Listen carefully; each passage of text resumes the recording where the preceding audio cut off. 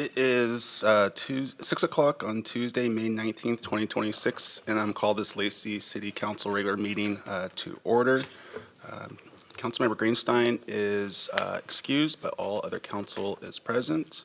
And if you're able, please rise for the Pledge of Allegiance.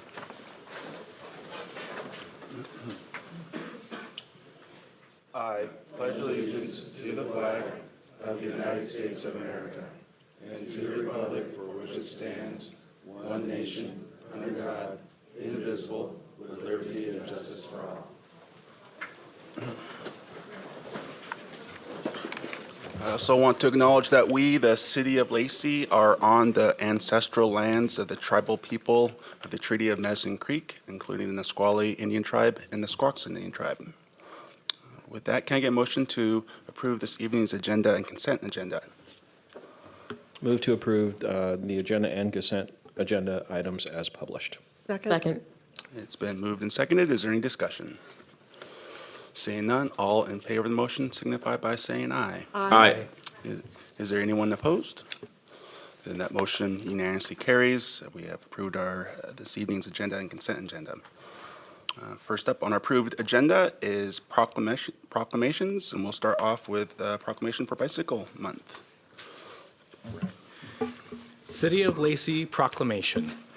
Whereas transportation accounts for about 1/3 of the energy use in Washington state and about half of our CO2 emissions from fossil fuels, and Whereas bicycle commuting reduces energy consumption, pollution, parking problems, and traffic congestion, and Whereas bicycling makes people healthier and more productive, prevents chronic disease through physical activity, and supports physical, emotional, and mental well-being, and Whereas the City of Lacey has adopted a pedestrian and bicycle plan to prioritize and encourage bicycle and pedestrian trips by providing a safe, well-connected, and convenient bicycle and pedestrian circulation network throughout the city, and whereas the City of Lacey encourages and supports pedestrian and bicycle facilities throughout our development standards, and Whereas Intercity Transit, with sponsors including many area businesses and organizations, is hosting the 39th Annual Bicycle Community Challenge in May 2026, and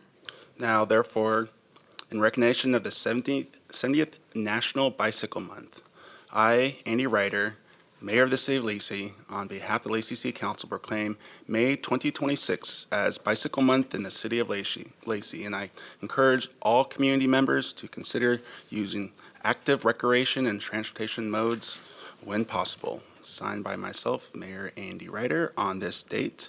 And Allie, we can come in. The hold, yes? on the next one. Oh, you gotta bring the props. I also have a bike for you. Yeah. Let's see you ride that.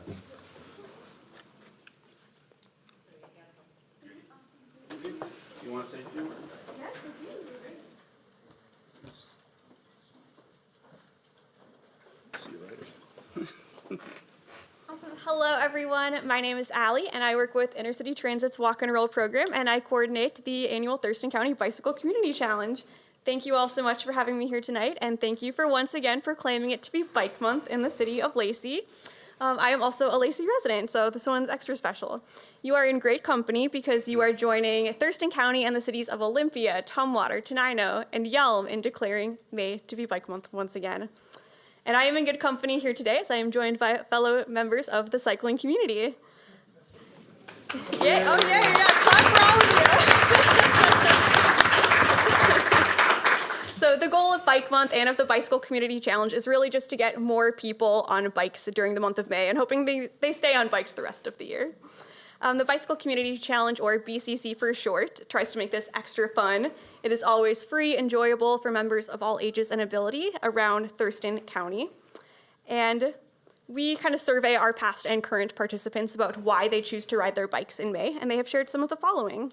So many choose to cycle in order to lower their transportation costs during a time of sky-high fuel, vehicle, and insurance prices. Cycling presents a low-cost alternative. Others cite environmental impacts as a leading motivation, as cycling can dramatically reduce one's consumption of fossil fuels.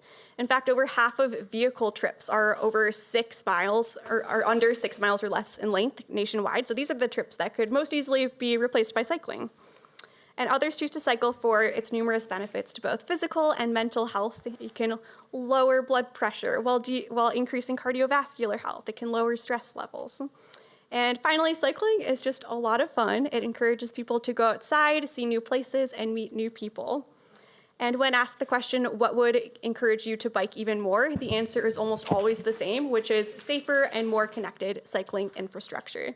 When we create more space for pedestrians and cyclists, we increase safety for all roadway users.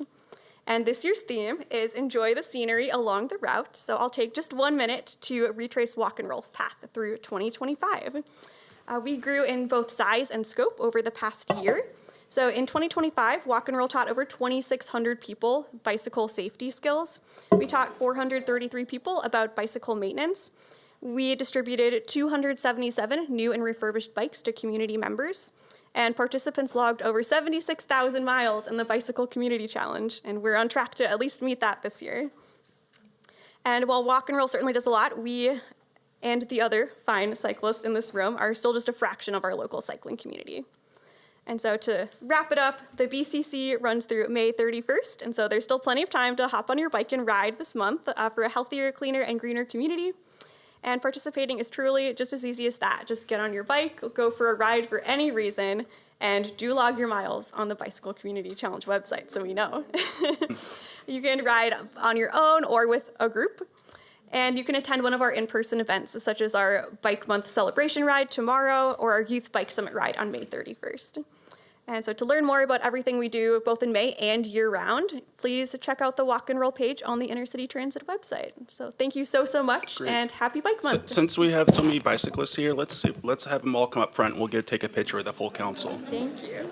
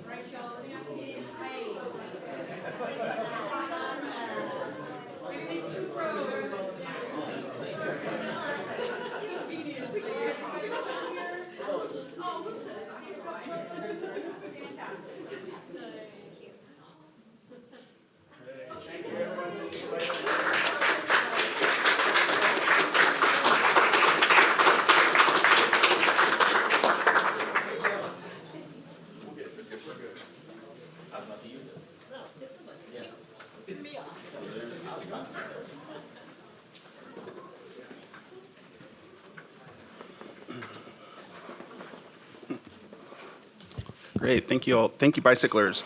So next up, under proclamations, is our proclamation for Asian American Pacific Islander Heritage Month.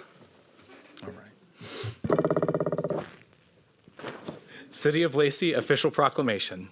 Whereas the observation began in 1977 as Pacific Asian American Week, and in 1992, Congress officially designated the month of May as Asian Pacific American Heritage Month, calling upon all people of the United States to observe this time with ceremonies, activities, and programs, and Whereas the city recognizes and celebrates the diversity of community members that this month commemorates, and we honor and pay tribute to the culture, ethnicity, language, and religion that Asian Americans, Native Hawaiians, and Pacific Islanders bring to the Lacey community, and Whereas in Washington, people of Asian, Native Hawaiian, and Pacific Islander descent have lived and worked for more than 200 years, and in 2026 represent 13.5% of Washingtonians and 11.8% of the population of the city of Lacey. And Whereas we honor and celebrate the legacy, rich heritage, and strength of our community members of Asian,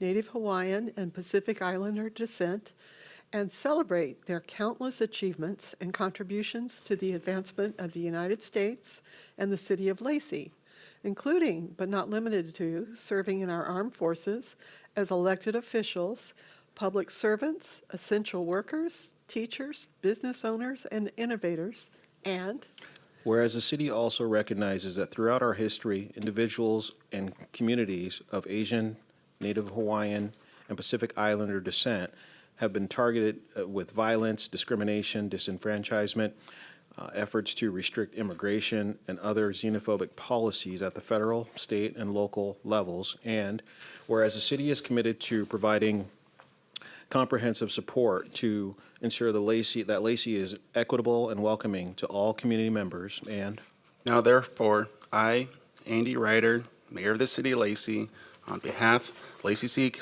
Council, proclaim May 2026 as Asian Pacific Islander Heritage Month in the City of Lacey, and encourage all community members to participate in activities to learn more about our Asian American, Native Hawaiian, and Pacific Islander communities, histories, and contributions to our city and society.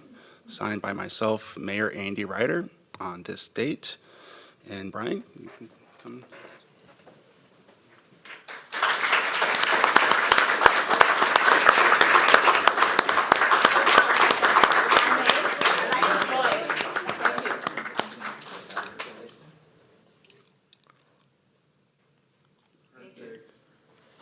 Say some words, sir? Sure. Well, I'll also be joined by Lynn Crowley, who is the co-chair of the Asian Pacific Islander Coalition. On behalf of the Asian Pacific Islander Coalition of South Puget Sound, I would like to thank the Lacey City Council for this proclamation.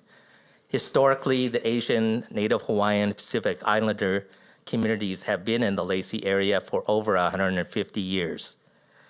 We have been involved in the railroad, forestry, shellfish, farming, and small business industries. Some of the little historical tidbits of the Lacey area involving the Asian community involves the Forest Memorial Garden Cemetery in between Lacey and Olympia. Many of you, or some of you who are historians, may know that that was known as a Chinese cemetery.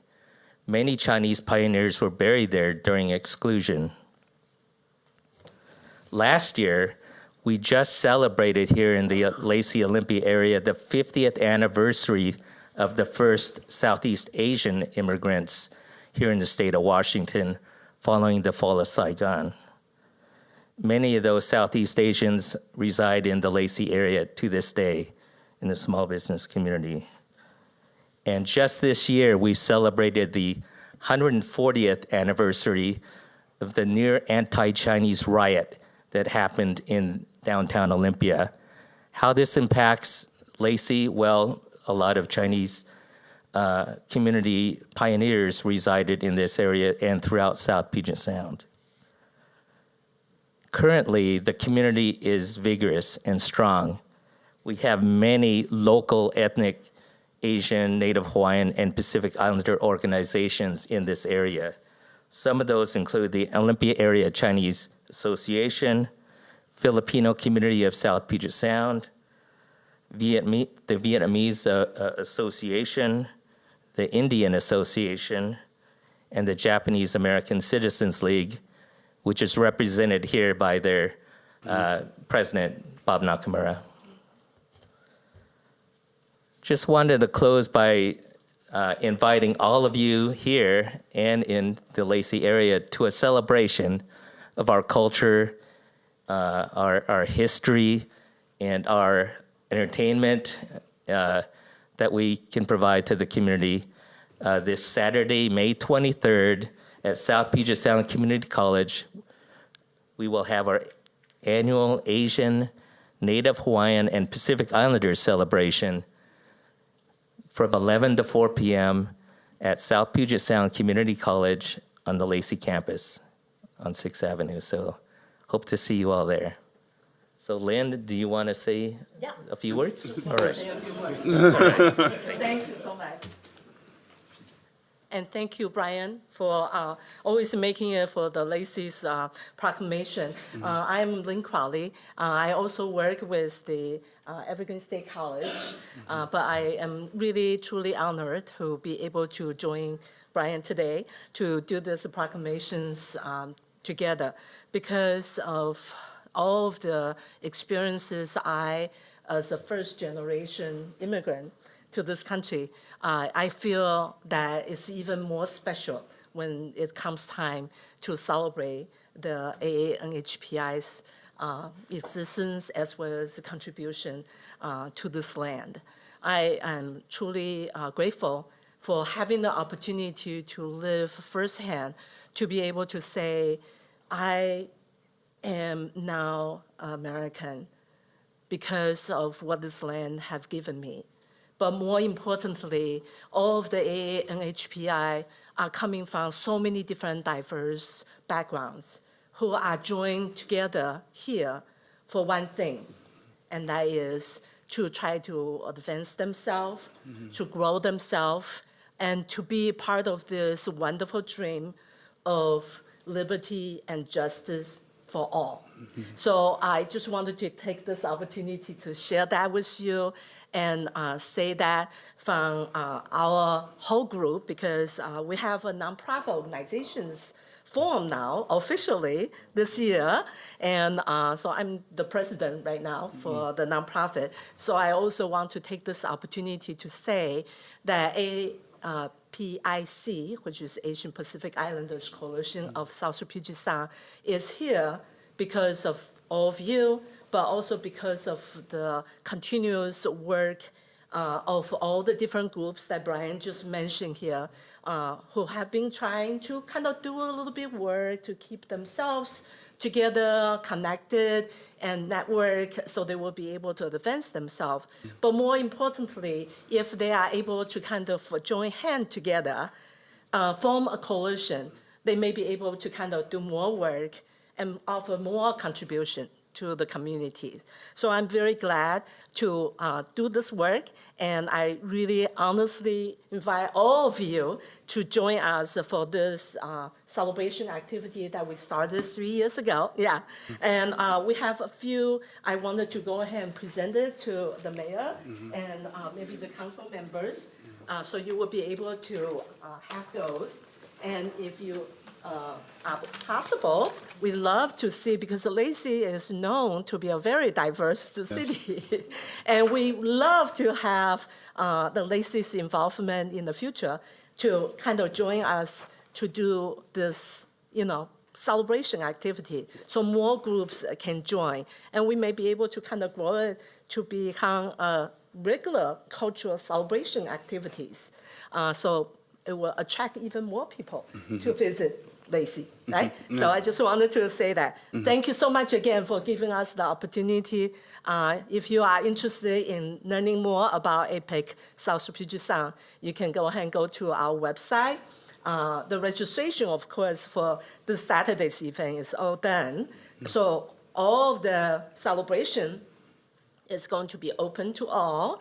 So you can join for free for the whole days of activities with all kinds of programs, which I also brought with me too, if you are interested. And, just kind of come and really enjoy yourself with at least 6, 7 different kind of ethnic foods offered, more than 30 different kind of information booths and resources, things. We really love for everybody to really see and witness how much this community is able to kind of enrich all of these different ethnic groups to make them part of our community. Okay? Thank you so much again.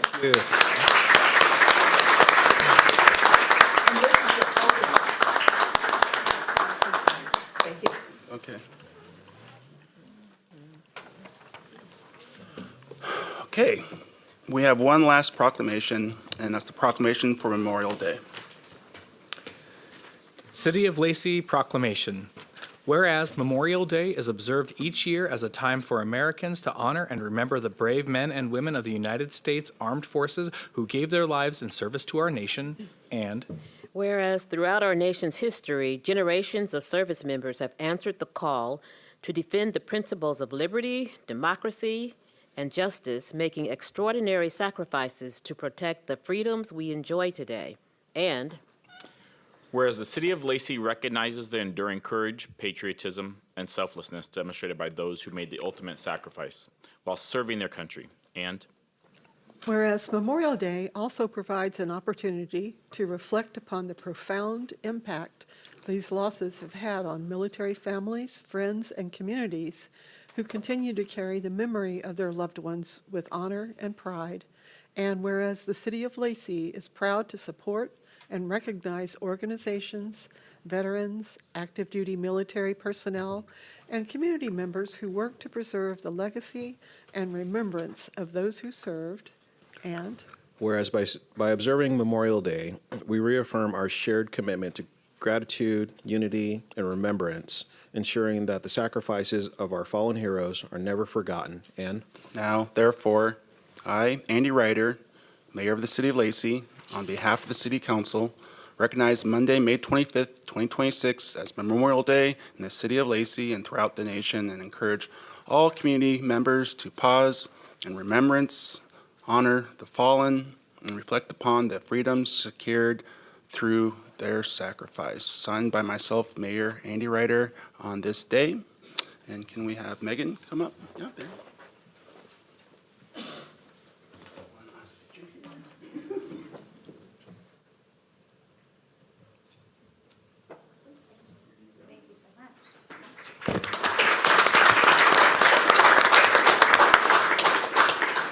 Thank you very much. My name is Megan Barnes. I'm the Executive Director of the Puget Sound chapter of Blue Star Families.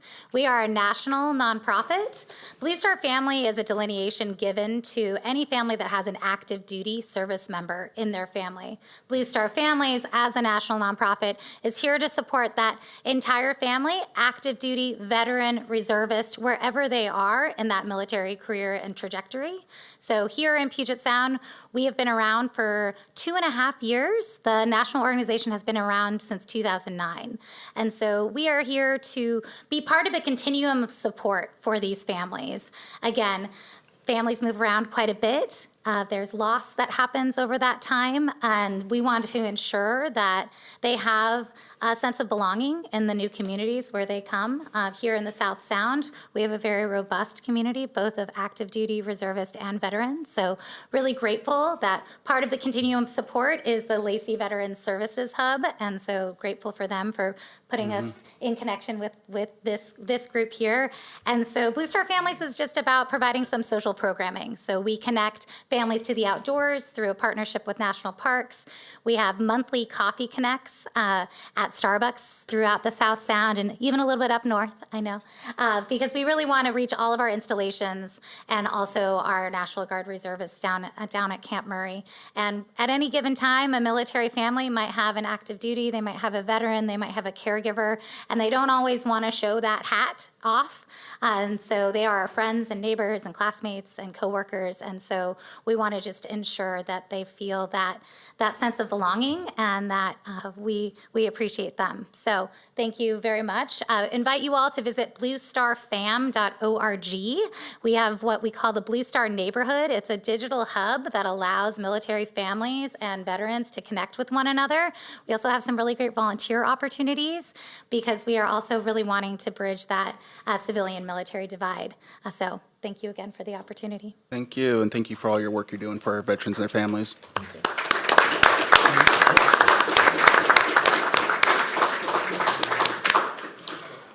If all the proclamation people would like to go, we totally understand that, no problem.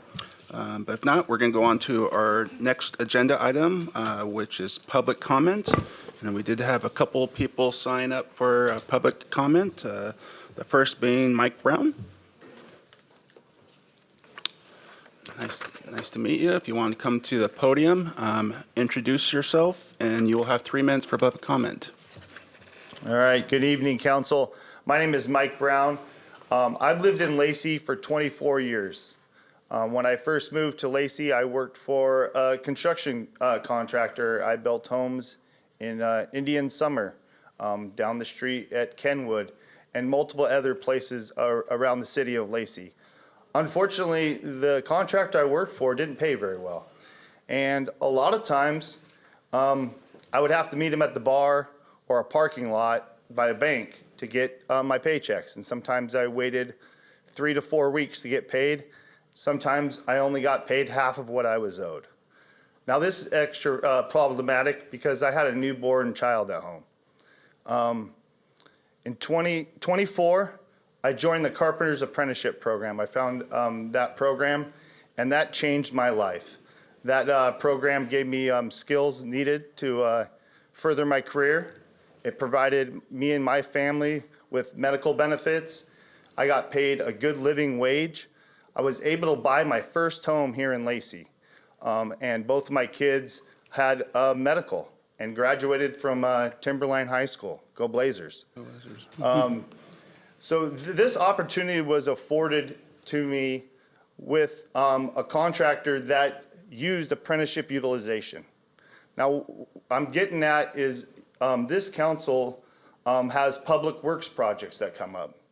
And those public works projects hopefully have apprenticeship utilizations attached to them.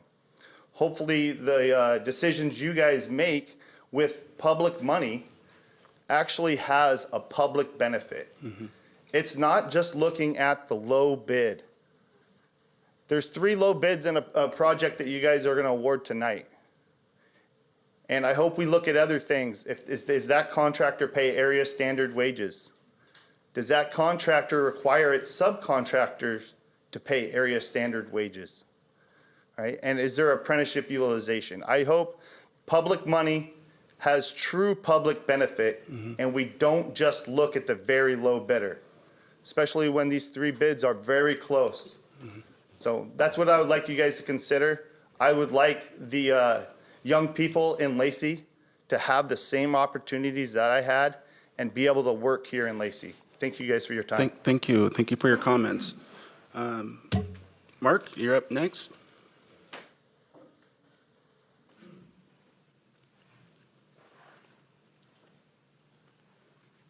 Hello, my name is Mark Howard. I'm also a proud resident of Lacey for the last 9 years. I'm here with my wife, Christina. I, too, am a proud member of the Carpenters Union, Local 360. It also afforded me a lot of opportunities. I'm a father of 4 myself. I have a blended family, 4 stepchildren, 4 grandchildren. One of those is a carpenter.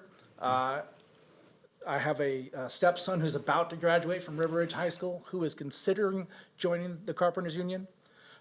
It just provides the youth, right, an opportunity, especially in today. Today we have, I joke about it with my wife all the time, these kids are never leaving the house, right, because they cannot afford to. It's not their fault. They're great kids. They work hard. They want to do well. They just don't have the opportunity. The Carpenters Union, in jobs that the Carpenters Union work on, provides them the opportunity to make a wage, to see a future, to see a path, right? It provides them with health care, right? It provides them with, again, a living wage. It also provides them with a pension, right? So to know that one day when you're old like me and your body's broken, right, you have a pension to look forward to. And when your back hurts, and when your stepdaughter breaks your thumb, right, she can go to the doctor and you don't have to worry about those things. These are the things that the Carpenters Union provides, and it provides opportunities where, again, 3 bids, right? We want to see that bid, that project, and other projects as well, go to union contractors, right, that provide area standards, apprentice utilization, provides an opportunity for, again, the youth to see a future, right? It's given me everything I've got. I was able to buy 2 houses in Lacey as a result of working for the Carpenters Union, whereas previously I would not have been able to afford that. You've got people that they're building affordable housing that cannot afford to live in that housing. Because, again, those contractors, those developers are making money hand over fist, and it's not trickling down to the person that's boots on the ground, whose back hurts every day. And all we're asking is consider more than the lowest bid, right? Consider that worker, consider that family, consider the young, and consider the opportunities that union work provides for them. Again, my name is Mark Howard, proud resident of Lacey. Thank you so much.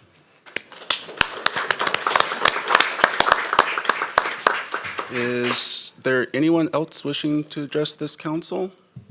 So I usually don't, speak up after public comment, but this is something that I have a lot of interest in because it's a question I've asked many times over the years. do we always have to pick just the lowest bid? Can't there be other things that we consider, especially in some of these larger projects? You know, I know if it's a smaller public works project, it's one thing, but if it's over a certain dollar amount, you should, for sure, I would like to see apprenticeships as part of that. But we haven't had that conversation with the council, although I'm sure my council will agree with me. They're also interested in hearing what we can do. So I'm just going to go ahead and request that we add this to a work session so we can hear what our options are, including apprenticeship programs, and you know, do we always have to take the lowest bid, or can there be other factors, especially local labor, that we can look at before approving some of these bids? And thank you for coming out tonight and making this a priority. I appreciate it. Yeah, I can tell you right now that we do have to take the lowest bid by state law. Okay. So, Well, I'm looking forward to having this conversation and We'll get something scheduled to look at all the various provisions of state laws too, so where we see what the state standards are and have that conversation and briefing for council. Okay, thank you. Anyone else wishing to address the council? Okay, then we'll go on to our next agenda item, which is Resolution 1181, our council policies and procedures. And Paul, I think you're going to be taking this over.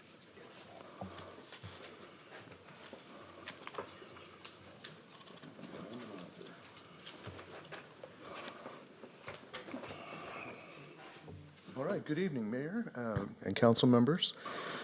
City Clerk Alyssa Fontaine was not able to join us tonight, so I have the pleasure of presenting for her. I am Paul White, Deputy City Clerk, and I will be introducing Resolution 1181. The resolution provides for updates to the council. Doing well, thank you. Oops. Okay. I'm sure Joanna will be right on top of that. Okay. Gotta love technology. Gotta love it. Oh, sure.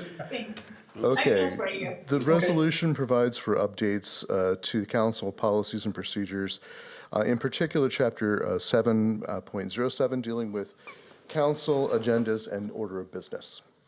The red line is in your packet, and the effect of the changes is to provide additional flexibility for council, so that, for the council agendas, so that without removing any of your standard business items, you can have a little more flexibility in how the meeting is arranged. Okay. When circumstances require items to be arranged in a different order, there's less fuss, and our meetings will flow more naturally. For example, one of the changes was the addition of council reports in your work sessions, which I know was a topic of conversation. There are also some updates in the red line in front of you to correct outdated references, and some clerical cleanups. So that is essentially what you have in front of you. If you have any questions, I would be happy to try and answer them. So this is something that I had a conversation with our city manager about. Alyssa came in and we took a look at and says, after learning from our changes from the work sessions, when we added the report outs, as we thought, is there a better efficient way we could be running our meetings? And Alyssa is the one that, came forward with this recommendation. And I, after just a very few tweaks, I think that this is really the way to go, to have a little bit better flow of the council meeting. I really appreciate what Alyssa has prepared here, and I will be supporting it. But is there any questions, or can I get a motion? I would move to approve Resolution 1181, amending Chapter 7.07 of the Council Policies and Procedures. Second. It's been moved and seconded. Is there any discussion? Seeing none, then all in favor of that motion signify by saying aye. Aye. Is there anyone opposed? Seeing none, then that motion carries unanimously. So next up on our agenda is our city manager's report. Good evening, council. I have a few items on the city manager report tonight, and the first one, as council is aware, our first Poet Laureate Cynthia Pratt is getting ready to step down, former Deputy Mayor Cynthia Pratt. And so we've gone through our first call for a new Poet Laureate.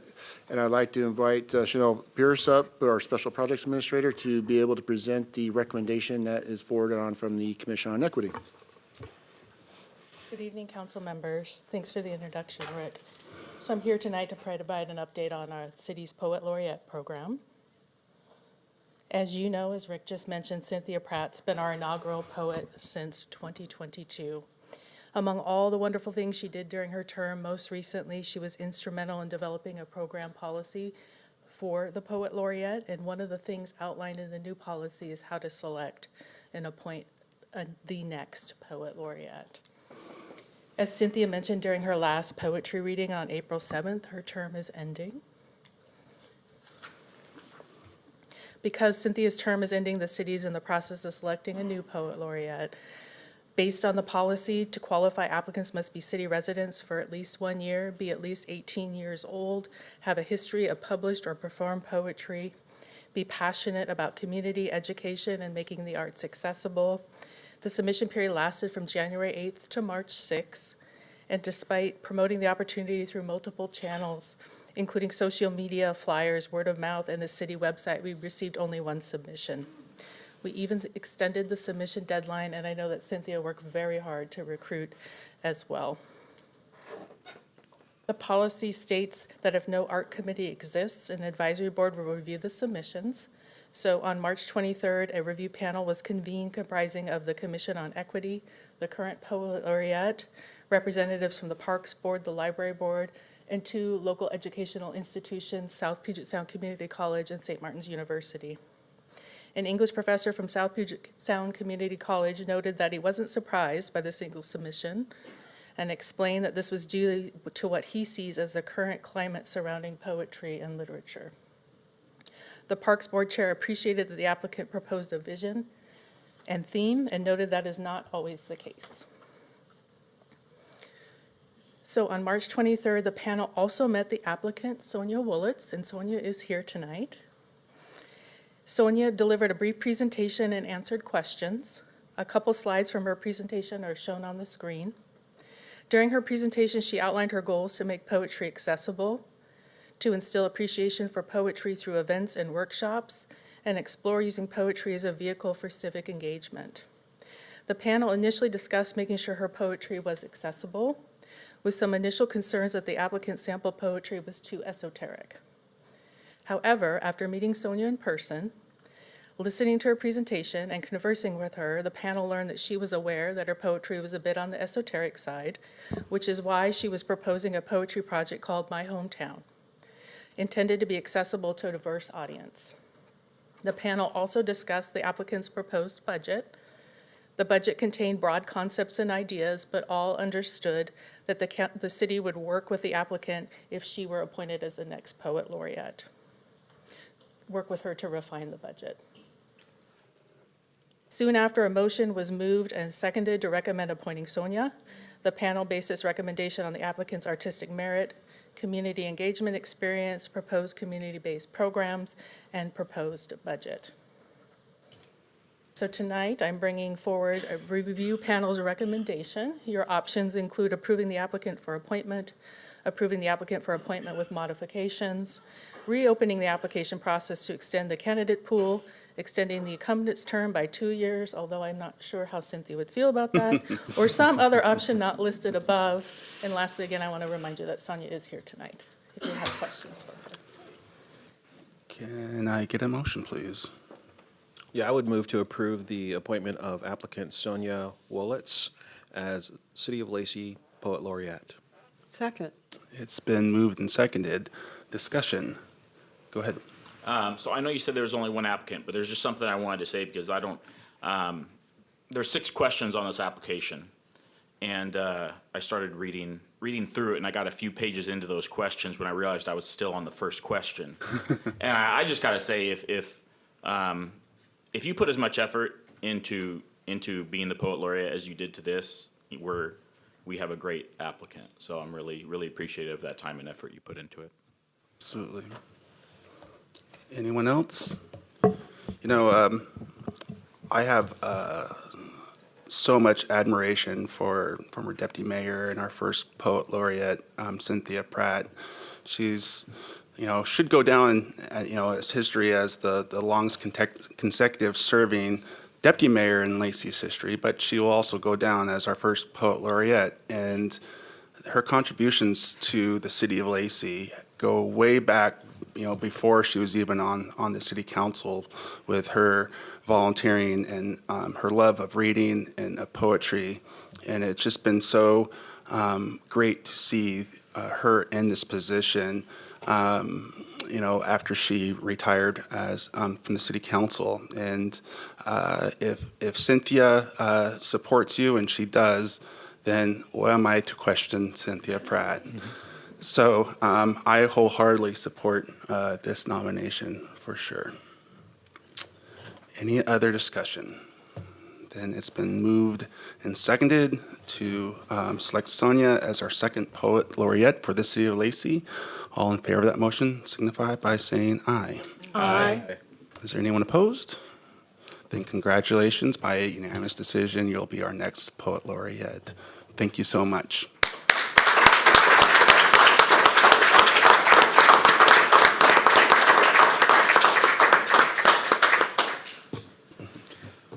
Thank you, Mayor and City Council. Next on the my report tonight is this is the month of May is History Month, and to commemorate the History Month, we're going to invite Aaron Quinn Valcho up, our museum coordinator, to provide a update in the annual report for the Lacey Museum.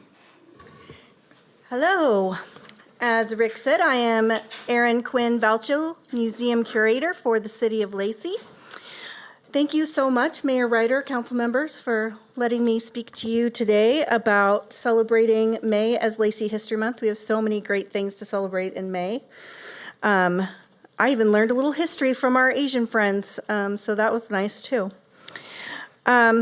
I also want to give a shout out to our Historical Commission. We have a couple of members in attendance tonight, Dave Shipley and Chair Kevin Wyckoff, and I'm sure there are some online too, but I'll tell you who the others are.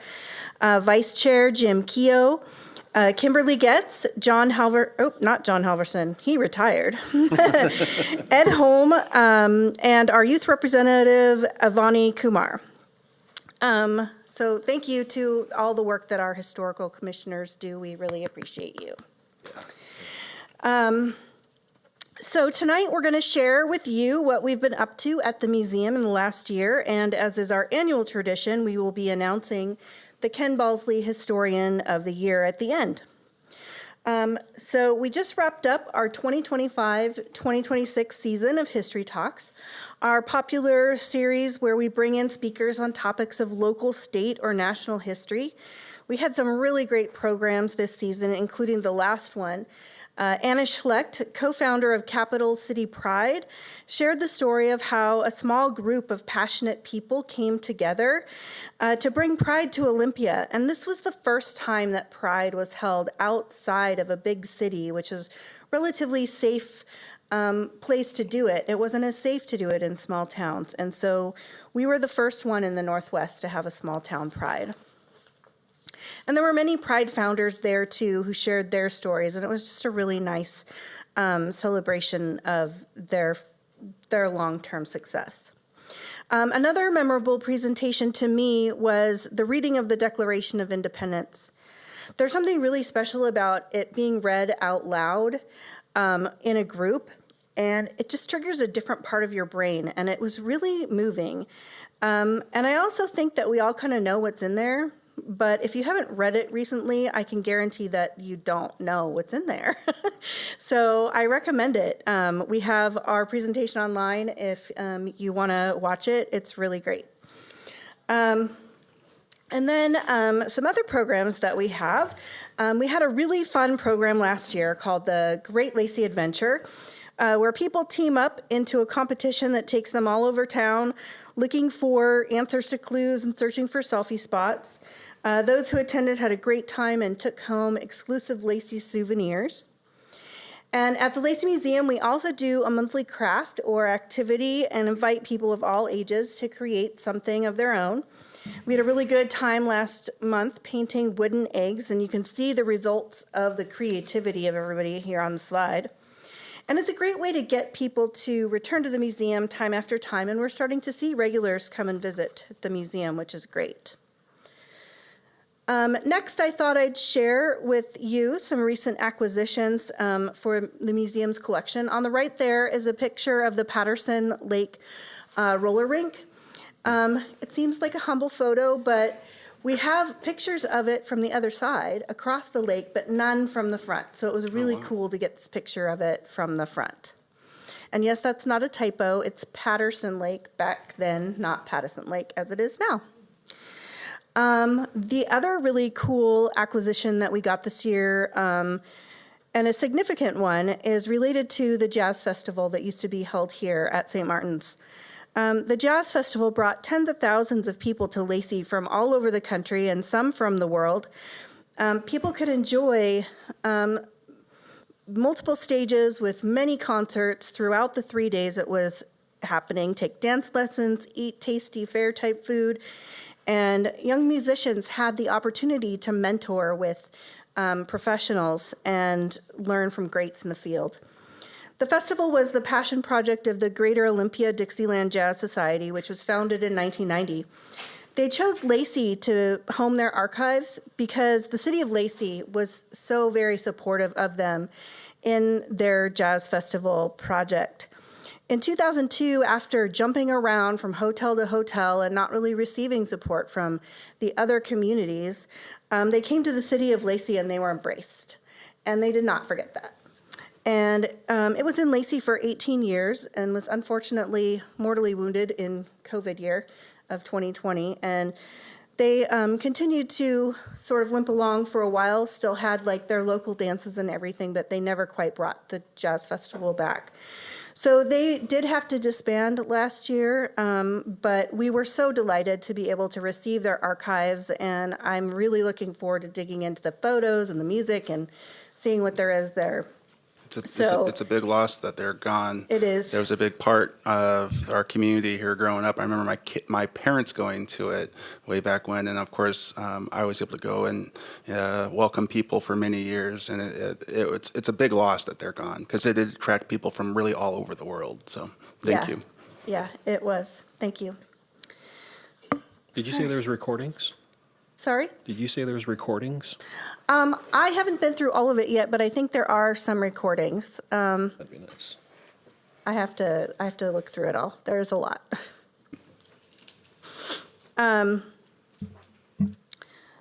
So we see the community's support of our work on a day-to-day basis as we interact with people who come in through the front door, who come to our programs, who give us their collections, and who ask for research information.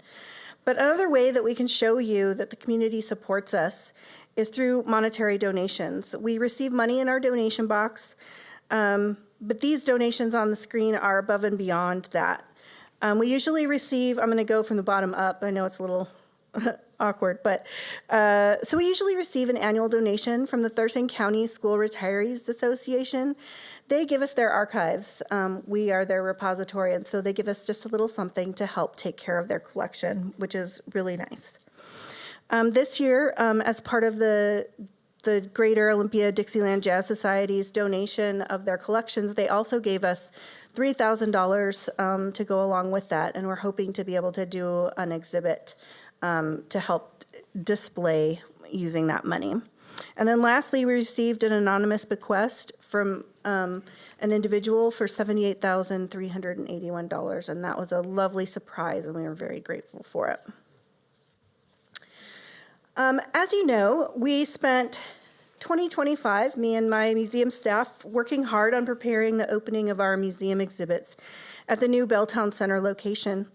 We opened that place on January 15th.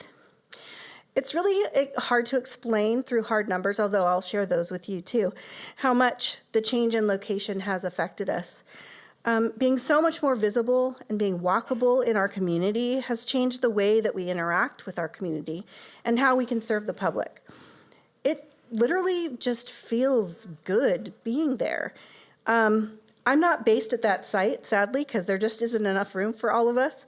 But when I do go, it feels so nice. I don't want to leave. I just like hang out and do my work. And I've had volunteers call me up specifically to tell me how much they love working there. They love working with my staff, that our staff makes it a warm and welcoming and inviting place to be. And Felicia, Rova Cameron, and Olivia Moore are here, and I just want to express my gratitude because it's because of them that it feels that way. And they put all that work into it.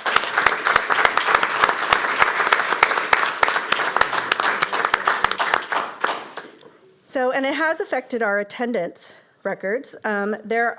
These up on the screen are walk-in numbers, so it doesn't include programs or anything else. In 2022, the red line, we had 405 visitors. The light blue line is 2023 when we had 414. The dark blue line is 2024 with 361. And although we were closed for the last month and a half of that year, so the best full year comparison really is 2023. But you can see that that green line up the top, that's this year. We're already just like way above it all the way across. We've already had 326 visitors, so we're already reaching, the year's attendance, and we're not even halfway through the year. So that's exciting. I expect that we'll reach our normal annual attendance numbers by the end of this month, so I feel like that's a success for sure. So we hope that you'll come and enjoy some of the fun things that we have coming up. We are an official partner in America's 250th with the Washington State History Museum. We have selected 10 possible artifacts to represent the American experience, and we put that vote out to the public. We received over, 100 votes online. Felicia just finished calculating the votes today, can I say? All right, so the number one was the Treaty Tree photograph of the Medicine Creek Treaty location, so we were very excited about that. So that and the other top 4 items will be on exhibit at City Hall. Coming up on Saturday, June 13th is our official grand opening. This has sort of been a soft opening for us, kind of getting everything figured out. One of the really exciting things that is happening that day, besides all the fun activities, is we're opening our museum store. So I gave you your buttons because that's part of our merchandise that we'll be selling, our buttons. But we're going to have all kinds of really fun stuff. So we hope that you'll come out and buy local and buy Lacey stuff. And then I mentioned our Great Lacey Adventure, the citywide scavenger hunt, and we're going to be doing that again this year. Our Lacey Park staff did a dry run this morning as part of a team building exercise, and they had a lot of fun, so it should be a good time. Also, we just started our brand new shiny Facebook page, and we're getting Instagram, so please follow us and like. All right, now let's turn to another significant part of Lacey History Month. Each year, the Lacey Historical Commission considers nominations of individuals or organizations who have made a significant contribution to preserve or promote Lacey's history. In 2023, the commission renamed it the Ken Balsley Lacey Historian of the Year Award to honor its founder and one of the biggest champions of Lacey history, Ken Balsley. Recipients of the Lacey Historian of the Year Award have included all these amazing honorees here, including last year's recipient, John Jajic. And I know we've got one past Historian of the Year in the house, Seth Huff, if you would stand and be recognized.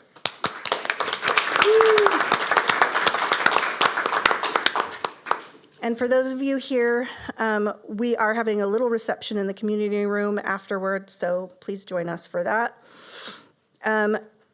So tonight, we are presenting the 2025 Ken Balsley Lacey Historian of the Year Award to Window Seat Media.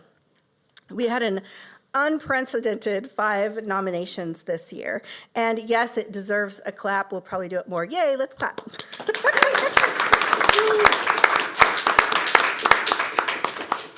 But we've never had that many nominations before, so that was really great.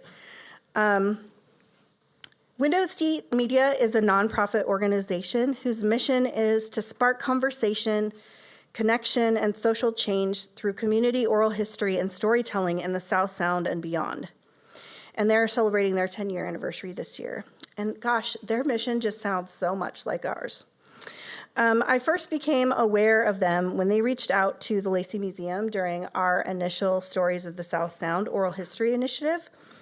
They were very interested in partnering with us in our overlapping desire to bring those powerful stories of our community to the public in an ethical way.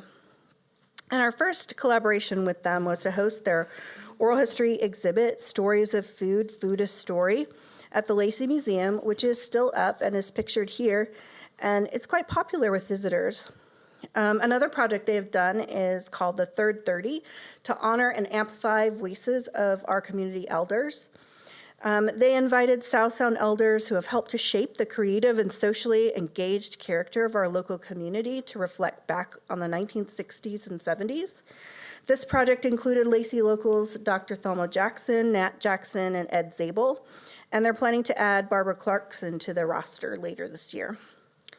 That exhibit will be on display at the Lacey Museum later this month through August, so come out to see that. In 2025, they served 530 or more adults and 175 youth across 26 in-person events in collaboration with 11 partner organizations. There is no other organization in the area doing this kind of work at this level. Their current oral history project, the Pride Storytelling Project, is an effort to gather and preserve local queer history of the South Sound. 2025 was their year of training and collaborating to find stories needing to be told. Throughout 2026, they'll be sharing the results at events, artist talks, exhibits, workshops, and performances. Lacey locals Lynn Grotsky, Lisa Brodoff, and Melissa Bless are narrators in this project, and I encourage you to explore their projects for yourselves at windowseatmedia.org. You can listen to the oral histories. And the Pride Storytelling Project is very personal to me because my daughter identifies as an LGBTQ youth, and she just soaks this stuff up and feels honored to be recognized in this community. I would now like to invite Chair Kevin Wickoff, the Chair of the Historical Commission, to present the award. Great, thank you. The type of work that Window Seat Media is doing is so important to ensure that the voices of marginalized communities are heard and shared in a way that they want to be heard. I can't think of a better recipient for the Lacey Historian of the Year award. It's my great pleasure to invite Elaine Radenberg up to receive the Ken Balsley Lacey Historian of the Year award for 2026.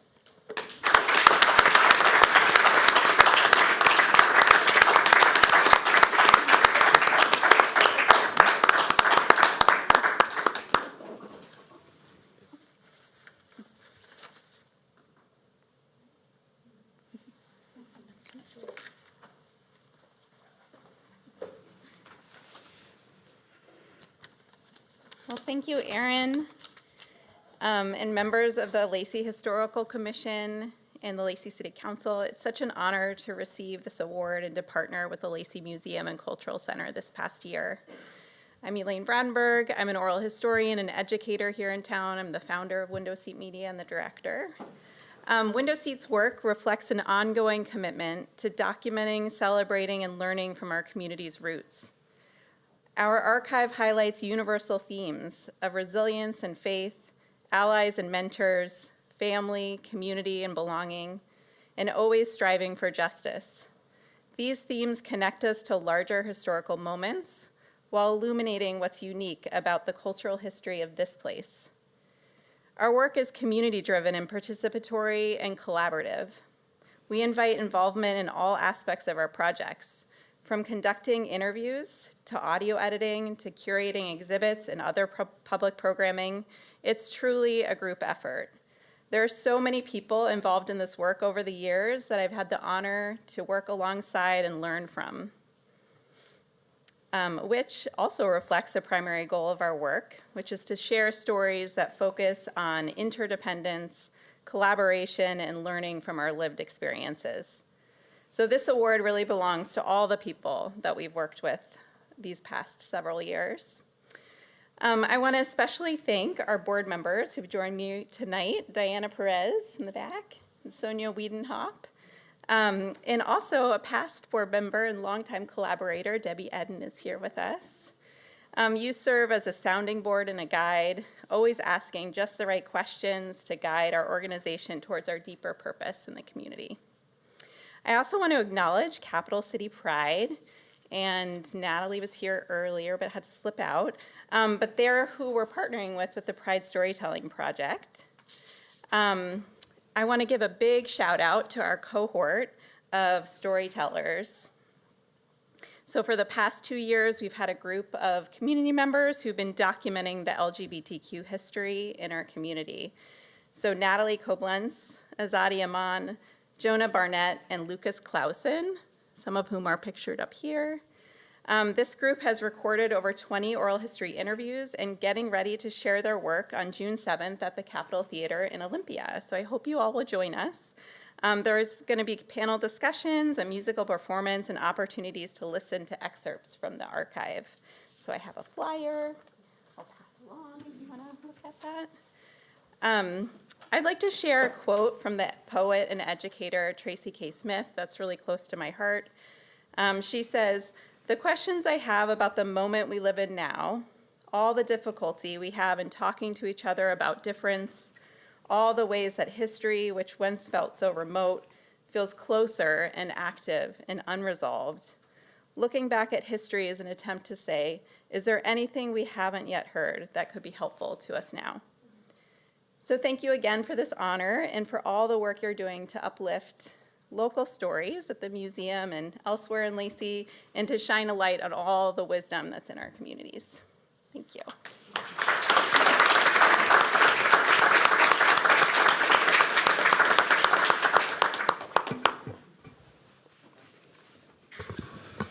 All right. All right, next on my report, I'm going to turn it back over to Aaron, our museum curator, who's going to present the nomination of the Jacob Smith House to the Lacey Registry of Historic Places. Thank you. All right.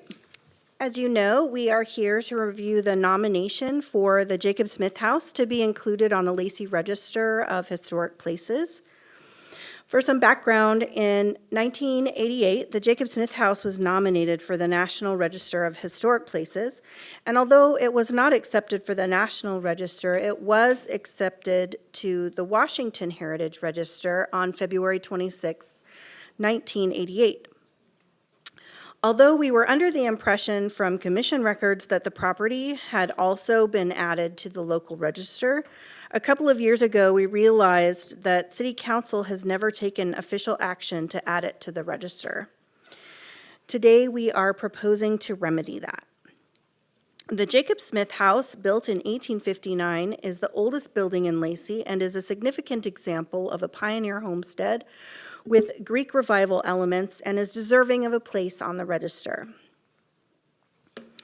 Before diving into the heart of the nomination, I want to provide a quick reminder of the authority for this nomination. It comes from Lacey Municipal Code 1653-30, which outlines the process for nomination. It is the responsibility of the Historical Commission to consider the merits of the nomination. This is based on the criteria that's outlined in Section A of the LMC. And then, based on a finding of fact, the Commission makes a recommendation to City Council.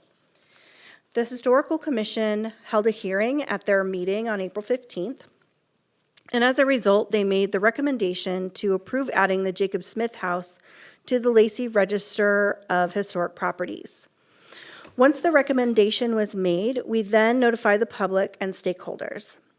Since we don't list properties without the owner's consent, a signed owner statement is required to ensure the owner agrees to the listing. That signed document is in your packet. Even though we're the city and we own it, we still have to do that too. So that's in there as well.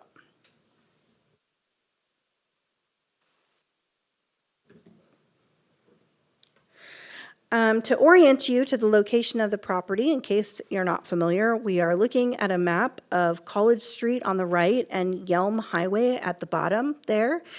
And you can see the two parcels in question of the Jacob Smith house in green. And the house is located at the south end of the parcel on the right. As you're aware from previous presentations, we hired a consultant to help us in doing the background work for this nomination. They recommended the eligibility of the project or of the property based on 4 of the criteria in the LMC. The property is eligible for listing based on criteria A, B, C, and F from the LMC due to its significant association with early settlement in Thurston County. While Jacob Smith is a known historical figure, he does not rise to the level of significance necessary to merit eligibility as a statewide or national figure. Although the building has undergone alterations to its interior and it includes a modern garage addition, it still embodies the distinctive characteristics of a specific type of construction and may represent the work of a master. The property is situated through an old Indian trail and as such may yield archaeological information important to history or prehistory. Little history for you about the Smith family. Jacob Smith and Priscilla Fearnley married in Indiana in 1837. We don't have any photos of them, unfortunately, but these are 2 of their children. The Smiths came to the Northwest on the Oregon Trail in about 1851. They first settled on Whidbey Island, and they had 5 children in Indiana. Cordelia, pictured there, the oldest, Ronaldo, Mary, Horace, and Samuel, and then 3 in Washington Territory, Clara, Ella, and Albion. Albion, the youngest, is pictured there on the right. And on November 23rd, 1857, they purchased the 320 acres of the Phillips donation landclay in the southeast quarter of Section 32, which is pictured there. That whole area there is what they purchased for a whopping $1,800. They also bought other parcels of land nearby, and the small lake that's peeking out up there in the upper left corner is one of those parcels, and it was named Smith Lake for them. The house was completed in 1859. This 1890s photograph is the earliest one that we have of the property. The Smiths primarily raised sheep and wheat on their farm. One of their descendants, and who was born in the house, reported that they had a prosperous farm, and they built what was considered quite a spacious home at the time. According to Priscilla's obituary, quote, "The history of the county would scarcely be complete without recalling the many happy gatherings of young people under her roof. She was a great entertainer, and her home was always the scene of a dance or festivity of some kind, and the favored resort for young people," end quote. Sounds like a fun place. Many family events, happy and tragic, took place in the house, including many weddings and funerals. Priscilla continued to live on the farm until her death, and in anticipation of her passing, she transferred the property with the house to her youngest son, Albion. He married a woman named Lillian Townsend later in life. He was 56 and she was 32, and they had no children. He died in 1948 at home, and in reporting his death, the Olympian noted that he had lived on the same farm ever since he was born. Prominent architect Robert Woleb, son and business partner of famous architect Joseph Woleb, and his wife, Betty Davis Woleb, purchased the property, the house and 200 acres from Lillian Smith in 1954, and by November, according to the Olympian, began remodeling the quaint old farmhouse that sits up on a knoll overlooking the 200-acre farm. They used the house as a summer home and grew Christmas trees on the farm. Robert Woleb designed Olympia City Hall, St. Placid Priory, and St. Michael's Catholic Church in Olympia. He made a name for himself throughout the U.S. in the construction of breweries. The Woleb firm had been involved in the design of breweries since Prohibition. Unfortunately, Robert Woleb drowned in a freak boating accident in 1966. His wife, Betty, a fourth-grade teacher at Lydia Hawk Elementary, continued to own the house, although it's unclear whether she continued to live there. She married the well-known Olympia photographer Vibert Jeffers in 1975, although he sadly died just a few months later. She sold the property to developer Michael Mastro in 1985. Mastro was planning to develop the new Lacey Corporate Center at the corner of College Street and Yelm Highway, which is the commercial area where Lowe's is now. The City of Lacey's condition of the approval for development was that the Jacob Smith House be retained and refurbished. It was then that the Jacob Smith House was added to the Washington Heritage Register in 1987. By the mid-1990s, the property was in a state of disrepair due to neglect and vandalism. Mastro, under threat of litigation from the City of Lacey after failing to meet the developer's agreement to rehabilitate the house, deeded it to Kaiser and Caroline Huber in 1996 with the agreement that they would rehabilitate it. They did so, and they turned it into an event rental space, which was completed in 1997, the picture on the right. The City of Lacey purchased the property in 2002, and it continues to be used as a rental space. Not surprisingly, the property has undergone a number of alterations throughout its history. We know from historic photographs and documents that sometime before 1940, the front porch was extended and the distinctive square water tower was added to the property.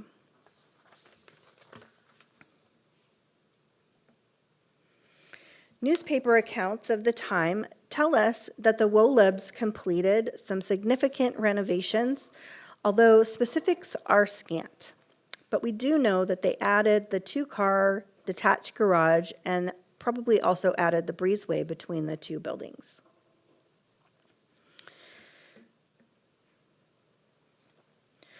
Luckily, the restoration work that was done in 1996 and 1997 was documented extensively with reports and photographs.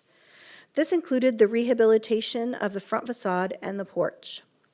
You can see that the porch was completely removed sometime between 1988 and 1996.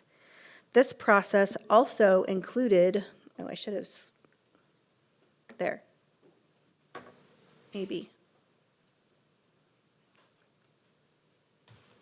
Oh yeah, the porch is missing in that picture. Sorry, I need new glasses apparently. This process also included replacing the exterior cladding and restoring many of the windows. The water tower was unable to be saved and was reconstructed in the same location with the same design as the original. The two-car garage was also reconstructed. You can see the finished project in this after picture below. There we go. For the most part, the restoration appears to have been conducted in keeping with the house's original design and successfully preserves the majority of its original components and features. While the rear additions diminish the integrity of the house's overall design, it appears to retain adequate integrity of location, design, workmanship, feeling, association, and setting. There is a call-out box on the nomination form that lists these character-defining elements. I'm not going to read all of them unless you want me to. I'd be glad to, but you can read. But these are really important because this is the list that in the future, when the commission has to review design changes or anything like that, these are the elements that they will look at to determine whether they're being changed or maintained. And so that's the box that we always go to every time we do that. So it's an important list.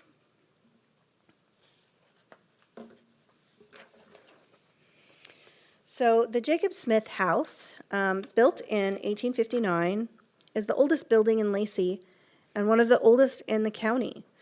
It is a significant example of the type of architecture built by pioneer settlers in the region, and it has unique Greek Revival elements. It is the only one of its kind in Lacey, and one of the few still standing examples of this style. So it is our recommendation that the Jacob Smith House be added to the Lacey Register of Historic Places. And for your convenience, a possible motion is on the slide. I would move that the Jacob Smith House be added to the Lacey Register of Historic Places. Second. It's been moved and seconded. Is there any discussion? I was obviously a little surprised that this wasn't already on our register. There's been so much history too. there. So I'm glad that we are rectifying it. I just realized I have a personal connection to all of this, where the Wolobs, who's the architect of my house, obviously is a part of the Jacob Smith House, and I didn't realize that. But Ruth Ann, who owns downtown, I'm Drees downtown. She reached out to me, and she one of her friends who's in Panorama right now used to live in the Jacob Smith House. Did she reach out to you? as well? Ruth Ann mentioned Casey Christie, who was a Casey. childhood friend that grew up in the house. Casey was the daughter of Robert and Betsy Wolop. So we reached out to Casey as well to see if she could attend to be part of this tonight, but unfortunately she's out of town. But she would love to come back and at some point talk about some of the experiences she had growing up in that house. Yeah, and she reached out to me because she knew that I have a Wolop house, so it's the three, it's all coming together here, so that's great. Is there any other discussion? I'd like to thank Aaron and staff for all their hard work in making this happen. Thank you. Any other discussion? Okay, then it's been moved and seconded that the Jacob Smith House be added to the Lacey Register of Historic Places. All in favor, signify by saying aye. Aye. Is there anyone opposed? Then that motion unanimously carries. Thank you very much. It was a long time coming. Absolutely. We really appreciate it. And all of our history people will be going to the community room for a reception, so please join us. Great. Thank you, Aaron, and for all your work on this.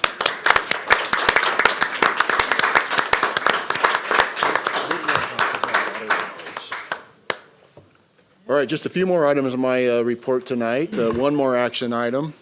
And I'll wait a little bit for the folks to be able to get to the reception.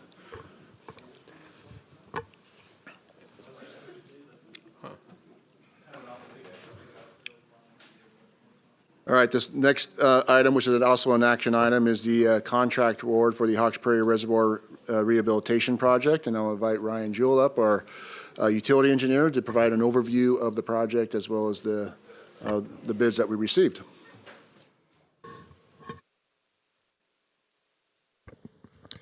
Thank you, Rick, and good evening, Honorable Mayor, Deputy Mayor, and City Council members.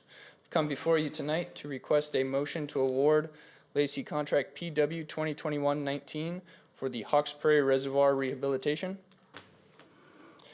The existing reservoir was built in 1995, is structurally deficient and not up to current seismic codes. This project will perform a seismic retrofit, replace the inlet and outlet vaults, replace structural roof members, and recoat both the tank interior and exterior. We received 7 bids for this project. The low bidder was T. Bailey LLC with a bid of $6,247,028.84. The engineer's estimate was $7,162,476.44. Work is anticipated to begin by October 2026 and last 225 working days. I know it came up earlier, so I will mention that this contract does include a apprenticeship utilization requirement. The contractor will be required to dedicate 15% of all labor hours to state-approved apprenticeship programs. Perfect. The Hawks Prairie Reservoir is located in northern Lacey at the intersection of Marvin Road and 41st Avenue Southeast. There are 2 tanks on the site. The one being improved is the 4 million gallon tank to the north.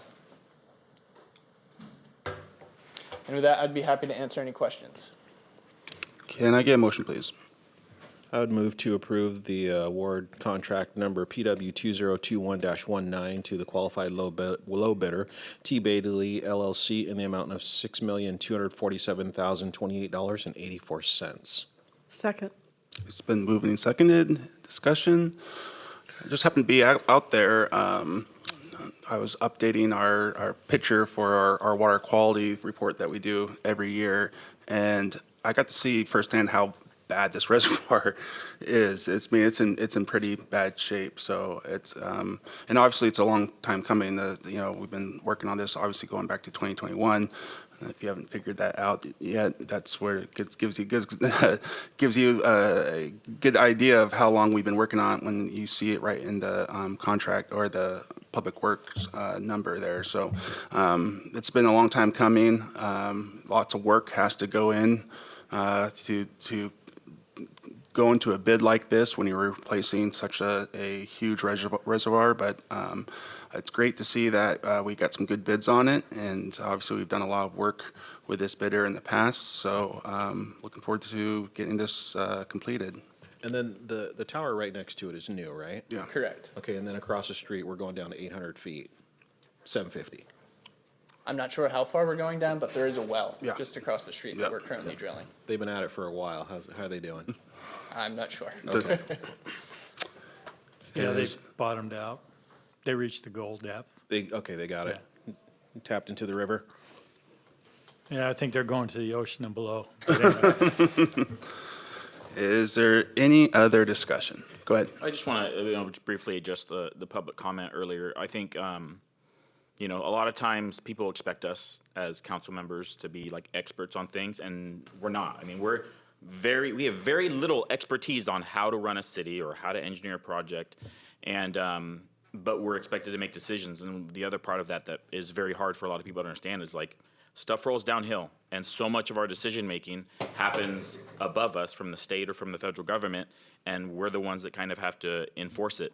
And a lot of time those decisions are being made by people who are not experts on those subjects. And I say that to say that like you are your own best advocate. I wish they had stayed, because maybe they'd hear like get in front of the right people to make the right decisions, and that's a difficult thing to do. And then also the shocking amount of people who work in the trades, and the shocking little amount of people in the trades who are part of government and who run for elected office. And I would have encouraged them to seek to be a representative at the table, because we have these questions a lot of times.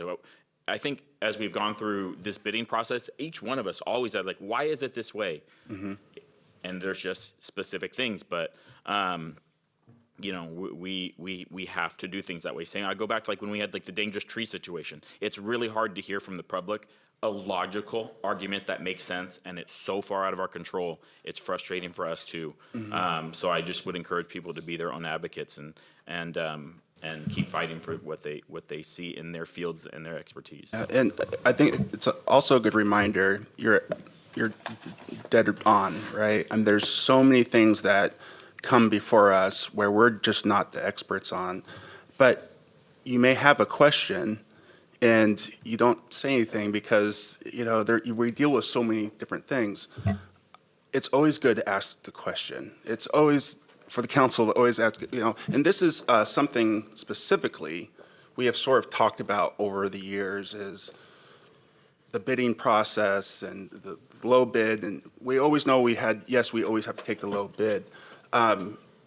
There are some things, some parameters you can kind of put in when you start on a bidding process that it'd be just good to know, right? It'd be good just so we get asked all the time. We're looking at things, like this, and it'd be nice to know, to discuss it so we do have a little more of an answer. And that's why, I asked the city manager just to, give us a good background on all this, which it almost should be kind of council 101 stuff, because here, approve this bid. You don't know anything about it, except it's a low bidder, and that's just somehow it goes. But it's good for the public to understand some of the decision making that happens behind this as well. So, Councilmember. Yeah, I asked the question earlier this year about why we have to take the lowest bid. Yeah. And when I heard that it was a state law, I thought that's the end of it. But I'm really happy to know that we can have some discussion. Yeah. And perhaps if there's more flexibility there than I thought we had. I'm looking forward to having the conversation about where our parameters are and aren't, and what we can and maybe cannot do. And it's like I said, it's something that we have talked about several times over the years, but we just never really dove too much into it. But yeah. I just wanted to thank you for actually going in and checking on that for this contract, so that way we could have that information. And I really do hope that we're able to continue getting that information from the future bids that we hear from, so we can see how labor is represented in these contracts, and so we can kind of keep that in mind and at least be able to track it in some way. And then I'm also glad that we're able to have these conversations about how we can keep moving forward and kind of pushing where we can on these. Yeah, I also wanted to thank you, Ryan, for bringing up the 15% apprenticeship portion of this contract. And in future awards, I think it would be wise, or we could probably incorporate some of that information into the packet and or just your presentation, so that people understand that, you know, we do have some apprenticeship here. Here's maybe how much local labor or whatever it is that you have available to you that we can share, because it, you know, a lot of times it just seems like we're just handing out contracts left and right, low bidder, low bidder, low bidder, but we do have some other parameters in there that would be helpful to know to the community. Absolutely. Okay. I do look forward to having that longer conversation. Then it's been moved and seconded to approve contract PW 2021-19 to the qualified low bidder. All those in favor of that motion signify by saying aye. Aye. Is there anyone opposed? That motion unanimously carries. Thank you. Thank you. Thank you, Ryan. All right, next on the my report tonight, we'll have Vince McGowan, our Water Resource Manager, and Terry O'Neill, our Utility Capital Program Manager, provide an overview of our program key projects for our utilities and our recently refined prioritization process for all of our utility capital projects. So it'll be a good update on what we got going on in the next couple of years. All right, thank you. Good evening, Honorable Mayor and council members. So yes, I'm Vince McGowan, Water Resources, Public Works, and I'm here tonight with Terry O'Neill, the Utility Capital Program Manager, to share the latest on our capital improvement program. All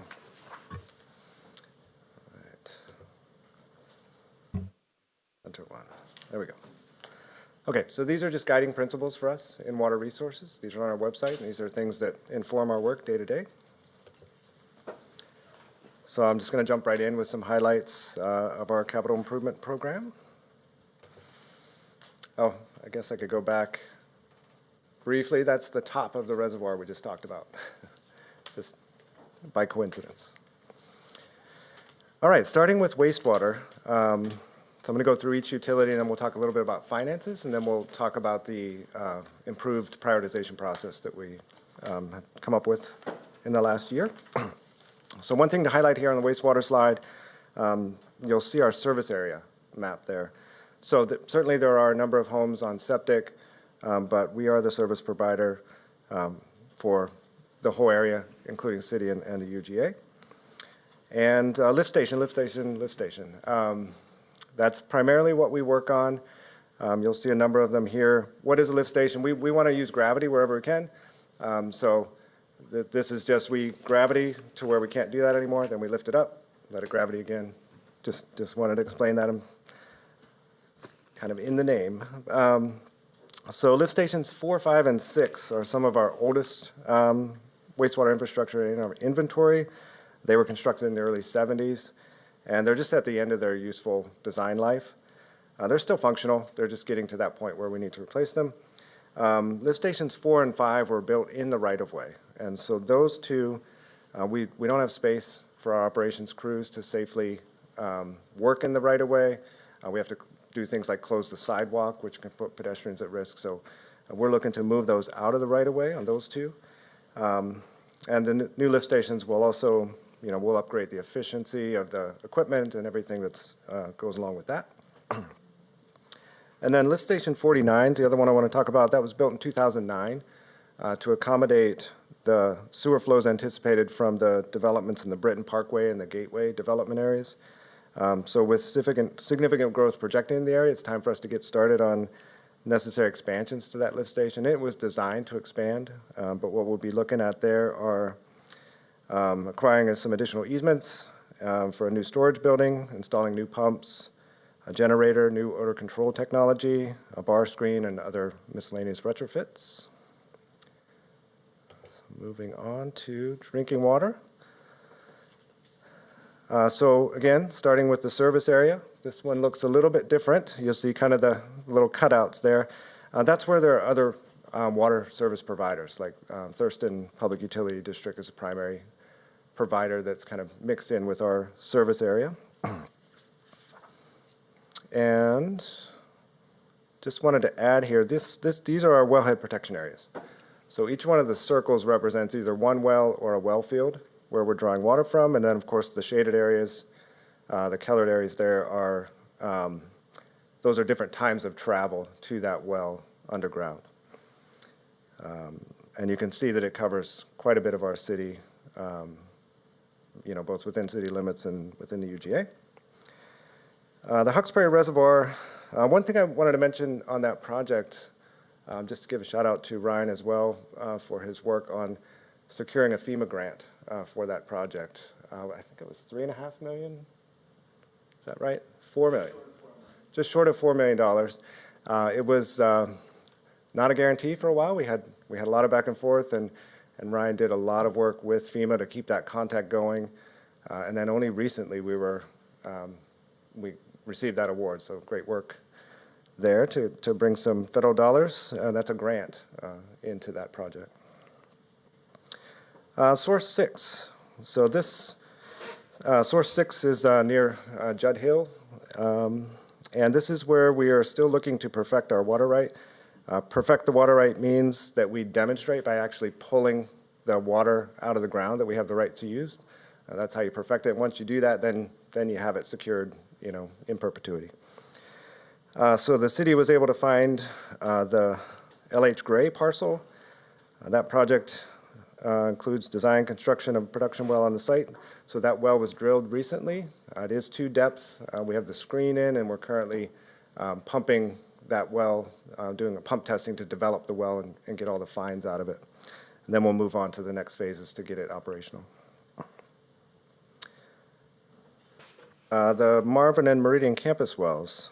These are the deep wells. So both of those were completed. So Meridian campus and Marvin Road, I think it was just last week that we got to depth on both of those. They're both right at about 800 feet. Wow. And we hit a number of water producing zones that we were hoping to hit. So the work now is fabricating the screens, installing those, and doing a similar development of the well. It'll be quite a while before they're online, but it's great news that we were able to get them down to that depth. Let's see. Next project, Madrona Pressure Zone Connection, 337 to 400. That's just those are the elevations, different pressure zones throughout the city. And this project really will convert an existing portion of a water main on Pacific Avenue to connect those 2 pressure zones. Also replace some aging main line that we have on Spruce Street, 8th and 9th Avenues. And our ability to move water around in the system will be greatly enhanced by this project. That allows us to pull from different sources at different times when we have issues, so it makes our system more resilient. Well 7 is another project. Well 7 is currently the city's largest production source. The existing well is nearing the end of its useful life. It's suffering from reduced efficiency. So we're working right now on land acquisition for room to drill a new well and install additional treatment. The new well will be sized to produce the entire instantaneous water right for that well, which is 2,150 gallons per minute, if possible. We never know quite what we're going to get out of a well, but that's our goal. All right, moving on to stormwater. Just a note here, stormwater service area is the city limits. So that is consistent with the state regulatory system for stormwater requirements in our National Pollution Discharge Elimination System. Thurston County has one as well. So there are stormwater requirements there. It's just that we work within the city limits. I had a quick question. Yeah. 41st well, that parcel is massive, right? It's like 2-3 times the parcel across the street from it, across Marvin from it. I guess I just want to know how usable the rest of that parcel will be after this well is completed. In terms of development, right? Because We're only using, it appears to me that we're only using a small corner of the lot, of that site. I think the map you're looking at might not have all the parcel lines on it correctly because, yeah, our parcel is not a very large parcel. Okay. And that And then- GeoDea map, It's just a city map, so Yeah, and it's then not- North Thurston owns the really large parcel. Okay, so the school owns the rest of it. Yeah. Okay. Just wondering. Okay. Okay, so just on the stormwater, some high priority projects that we have really are opportunities to provide treatment for areas that are untreated or to enhance treatment for areas that are undertreated. They're not receiving the stormwater treatment that they would be current standard. So Woodland Creek at Martin Way retrofit is a project we're just starting to work on. There are some very small facilities there right now, very much undersized, and we're looking to upsize and expand those. And that's kind of in the dip on Martin Way there. Let's see. Rutto on 32nd facility, this is an existing facility that's really kind of hard to see now. It's a bit overgrown, so we're looking to enhance that facility, bring it back up to its operational efficiency and improve the treatment there as well. And the last three projects are really addressing deficiencies with our current system that are either causing localized flooding or another one is driven by some regulatory requirements, so dry wells. There are regulatory requirements where you have to have treatment on dry wells. We're thankful for those requirements because, again, we're drinking that groundwater, so we want to make sure we have treatment on there. And then the last project is a stormwater lift station. This is a lift station that we acquired through the last annexation, and we're working to improve the functionality of that lift station. Last utility is our reclaimed water. So this image shows our Woodland Creek Community Park facility. You can see the Woodland Creek Trail to the south, and off the map to the north would be the Lacey Community Center and Pacific Avenue. This is currently our only use of reclaimed water in the city. It's also a critical part of our water rights mitigation plan that we have with state regulators. So the facility is currently permitted to accept Class A reclaimed water through what is called groundwater recharge, which is a beneficial use. The amount varies season to season, but our current volume that we're putting in there is about 0.8 million gallons per day, so 800,000 gallons a day, and it varies seasonally. To keep up with our water rights mitigation, so as we grow and as we develop more of these wells and bring them online, we'll need to about double that amount, so we need to get up to 1.3 million gallons per day at this facility, if it can take it. Otherwise, we'll need to be looking for another location to put that water into the ground. And then the Class A Plus demonstration project, this is led by the LOT Clean Water Alliance, and we're highly invested partners in that project. I think we've presented on it here in the past. I'm kind of excited about it. I've been in reclaimed water for quite a few years. The project has slowed down a little bit. We're working with the regulators. We want to make sure everybody's comfortable, everybody's supportive. We've got Department of Health, State Board of Health, Department of Ecology, all involved in this project. And so we were hoping to produce that water this September, but it looks like it's going to be next September, so we're taking our time with that project. But I'm excited about when it finally gets here. And with that, I'm going to move on and turn it over to Terry. Good evening. I'm here going to talk to you about our capital programs. The first slide is on stormwater, and we have our strategic plan that is wrapping up for stormwater, and this draft is going to planning on June 10th. The plan for stormwater includes projects and programs that are required by state regulations, along with system needs and delivery capacity. These projects and programs are then rolled into our rate study, which is in progress. On the right side, what you can see here is a comparison of the projected versus the annual spending from the previous rate study. And you'll notice more variability here, particularly in the early years. This reflects a program that has been building over time. Also, when staff resources are constrained, in the past, stormwater has historically ranked lower than the other utilities. we are finding that we need to be completing more projects for stormwater, and so that's where you see it picking up in the last couple of years, and especially in 2026. I was going to ask you about that. We seem a little bit low on rainfall this year so far. Would you agree with that? Our stormwater guru retired yesterday, so we're going to need to find a replacement to send out those comprehensive rainfall summaries, but we'll look into it for you. So moving on to the water capital program. Our water capital program includes a water system comp plan that is going to council fall of 2027.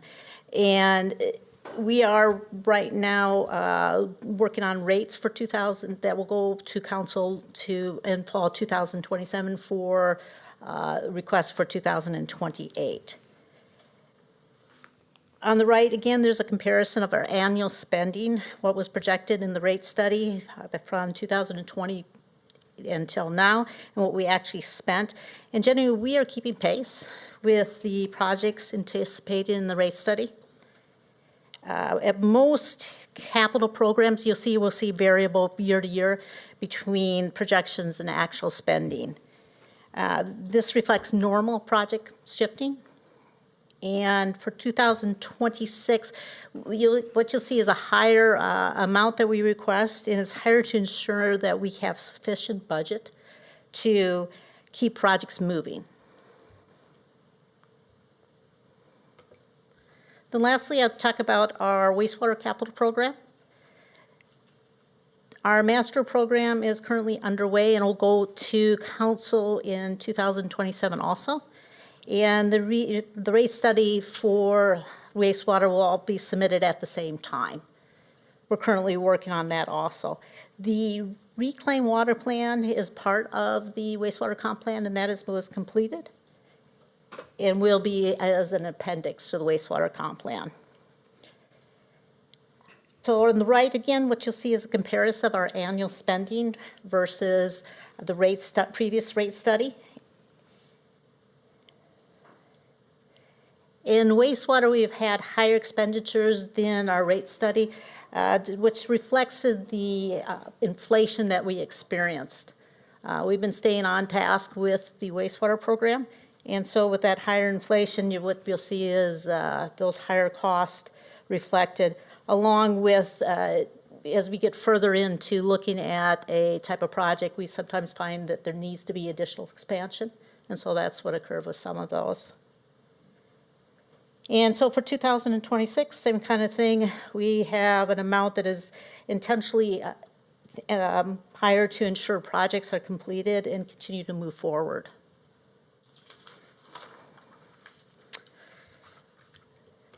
So the next slide I'm showing you here is our new process for our utility capital program. The future board is what we call it, is approximately 10 years of projects. We had over 155 identified utility projects. These projects needed to be ranked in a way that we could identify what needs to have first priority and so forth, and do it in a fair and equitable way. So first of all, we did was we split these into reoccurring programs, such as valve replacement and manholes. And then the other portion are individual projects. The individual projects are basically, at that point, are evaluated using 5 consistent criteria. Once these are scored, they are ranked and based upon the comparing needs and placed in our future board. The key piece to this board is that we only advance as many projects as we can complete. So in other words, the intent is not to have more projects on the board for a given year than actually the staff can pull for the next year for completing projects as needed. So what you're seeing here is a plan that balances need and priority and provides a more accurate phasing of how projects will be planned out.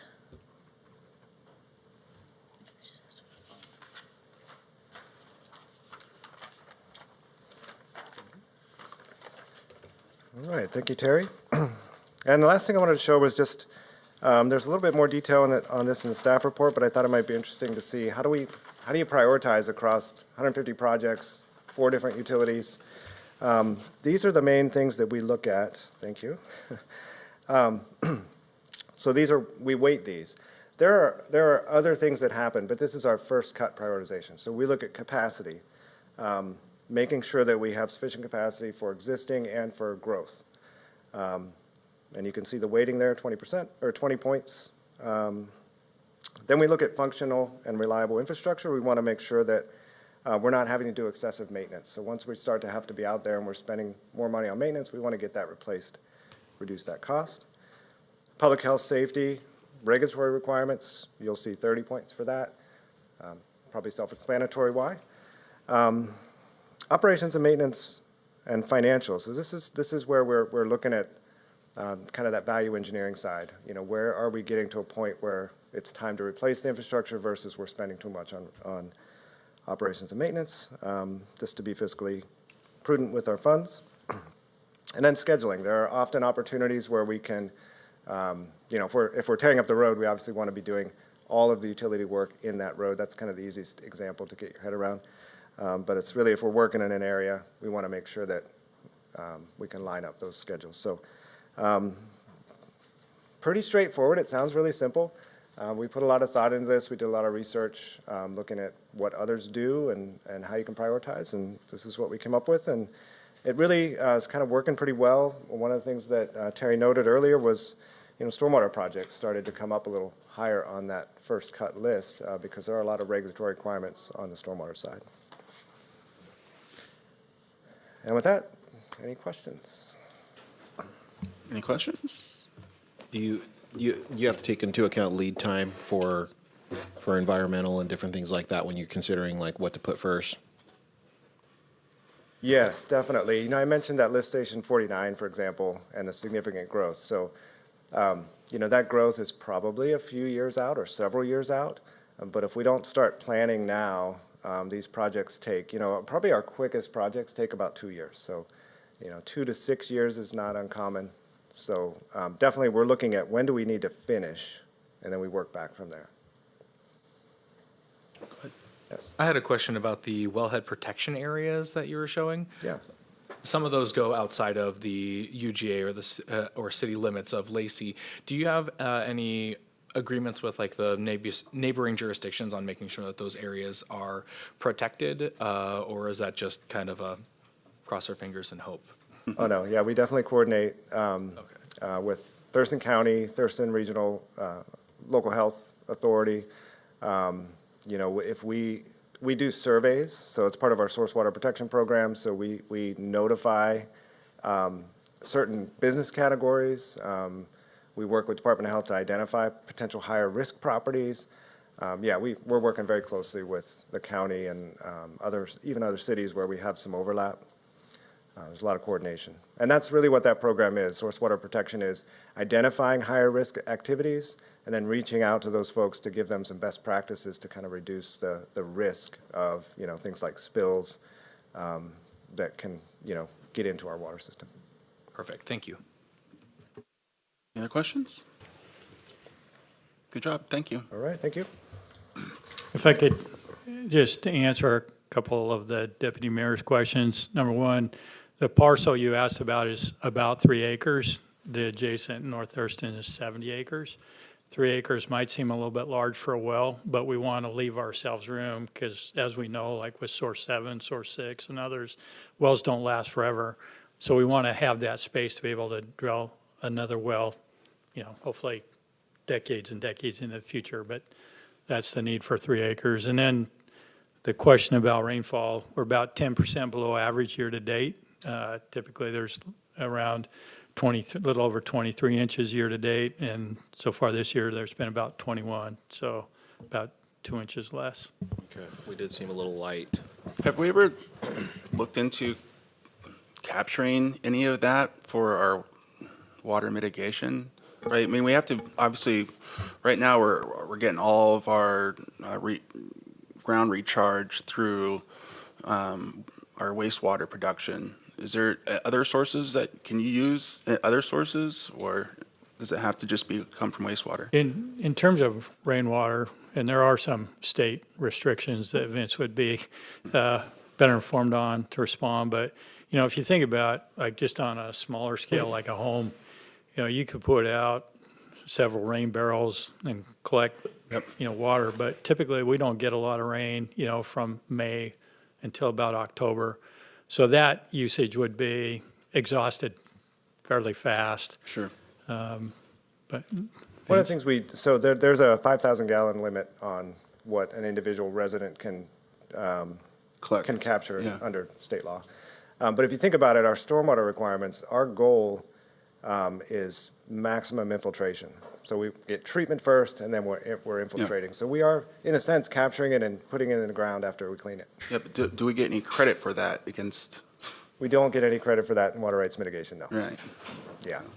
Really, the only new water that we have is reclaimed water. And it's one of the reasons that we're heavily invested in the demo project and working closely with LOT on that, because there's just no other new water out there. Sure.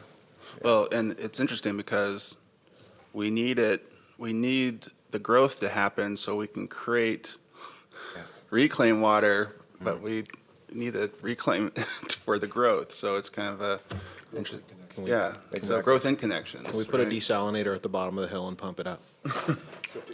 Reclaimed water is actually, now I'll speak broadly, but there have been a lot of studies, and reclaiming wastewater is typically less expensive and more feasible than desalination. Okay. Yeah. Okay. Well, thank you. Thank you. Thank you, Vince. Thank you, Terry. All right, last item on my report out tonight, which continuing the Public Works thing, is this week happens to be National Public Works Week, and this is an opportunity, as you just heard from the presentation, all the different utility infrastructure, sewer, water, wastewater, reclaimed water, but you also add into that, streets, maintenance and design, project delivery, facilities management, parks maintenance, all these different things that goes on to make a community and build that community and maintain our infrastructure. It goes on by our public works folks, and a lot of times you don't really see their work. But we always like to make sure we recognize and acknowledge that work. So this is a week that we get to do that.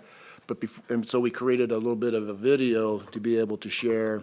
We'll show tonight. But before I get to that video, it's also apropos to be able to also celebrate our Public Works Director, Scott Aker, who's been our Public Works Director for 18 years now, and he is he's saying, he's reluctant for us, but he's ready to retire from his position on May 29th. So I want to just recognize Scott's service to this community. As you can see, the depth of work that just in the utilities alone and all the things that he's overseen, but also 18 years is like a blink in his overall career in public works. He's been over 44 years in the profession, from private contracting all through county and city government. He's done just about everything from roads, bridges, project design, deep water projects. There's a lot of experience behind him, and he's brought that to the Lacey and improved what we've done over the years in serving the Lacey community. So I just want to recognize Scott and his service, and we'll have a bigger celebration come Friday, May 29th, between 2 and 4 right here in the City Council chamber. So I invite all the council members, if you can, to attend, and we'll be able to also acknowledge and say a few more things about Scott and his career here at the City of Lacey. Congratulations, Scott. Well, thank you. So, Thank you so much, Rick. Can you tell I was turning red, getting embarrassed? But thanks, Rick. I kind of mentioned I was going to do it at the end, but I decided to put it in early, just to give him a little bit of a surprise. But with that, I want to turn to the screen, and Joanna will run the video that we prepared for this week and to share throughout our communication channels.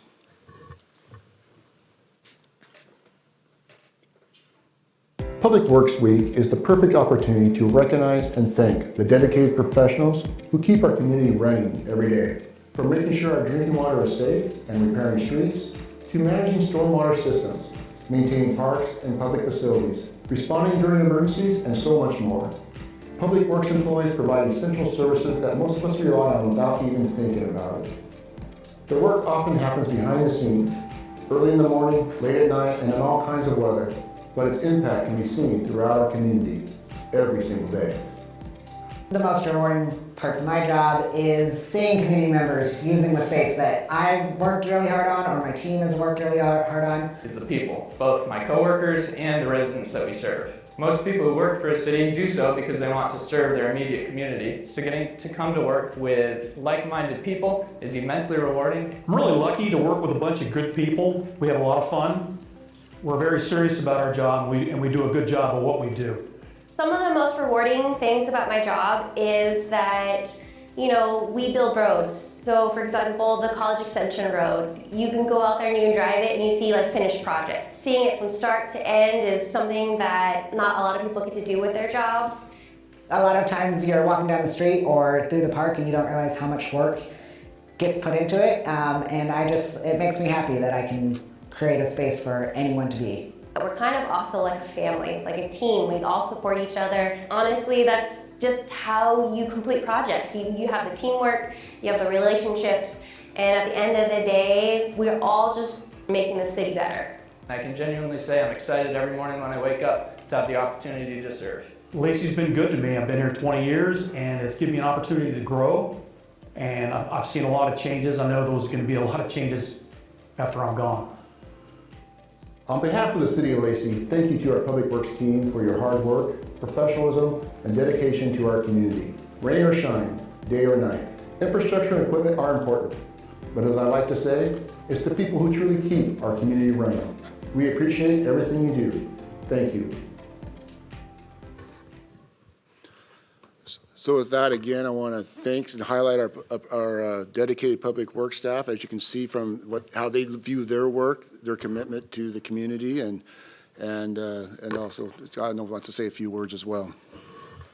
Yeah, so I think Rick has a second calling, as a voiceover specialist, or maybe, maybe a radio DJ, but. Yeah, and also I'd like to thank Samantha and Alma. Alma put the video together. Samantha lined up interviews and that. So, yeah, I thought it turned out really well. But, as Rick said, it's National Public Works Week, and I just, I want to say I think I'm so fortunate to be able to work. I mean, the team that's here, the Public Works team that's here, and they truly are focused on community and community service and delivering the best service possible. So I really. Feel fortunate to be able to work with so many fantastic people, and just overall, I'd like to thank the whole Public Works team for the community service that they do provide, and again, thanks Rick for all the kudos. I'm embarrassed, and you were successful. Well, and big shout out to our Public Works team. We get a lot of compliments from the public about the interaction with our Public Works team, and they are a big part of what make our community so special. So a big shout out to making our community and City of Lacey such a great place to live and work and play and have business. And so big shout from our council to our staff too. Thank you so much.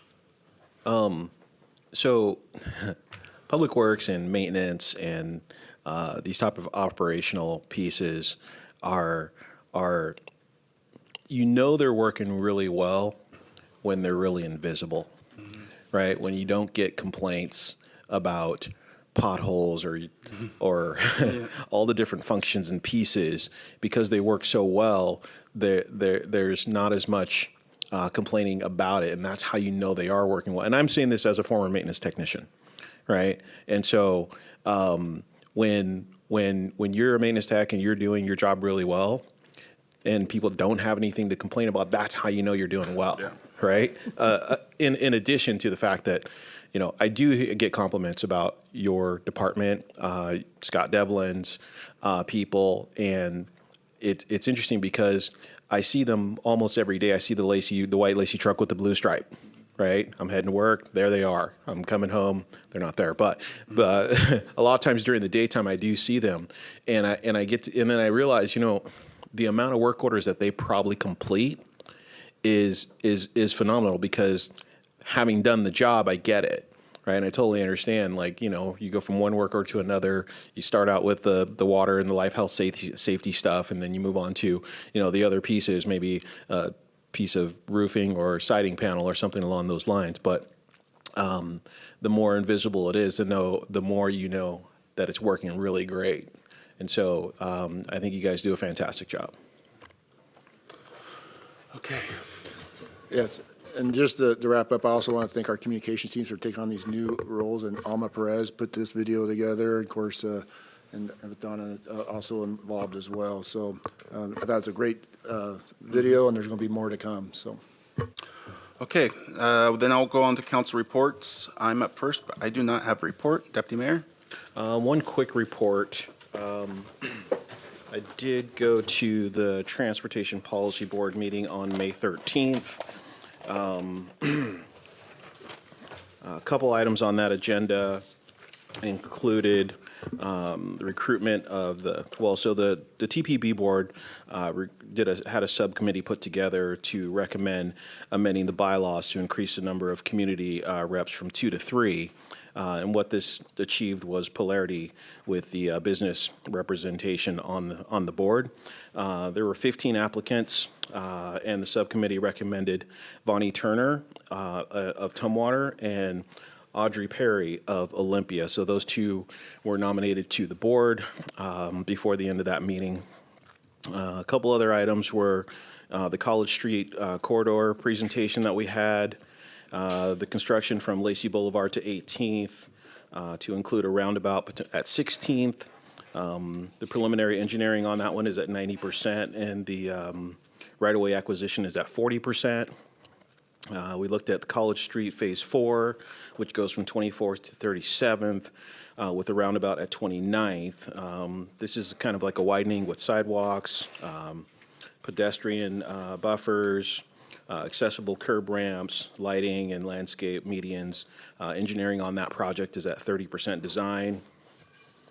We also had a review of the federal safety performance measures, which includes number of fatalities, rate of fatalities per 100 million vehicle miles traveled, VMT, the number of serious injuries, the rate of serious injuries per 100 million VMT, and the number of non-motorized fatalities and motorized serious injuries. So those are all part of the metrics. And those metrics are put out by the State Department of Transportation, and then they put those in their annual report, and that report goes to the highway safety plans for the federal government. And we're a little off on our target 0, which is, ideologically, we will have 0 fatalities.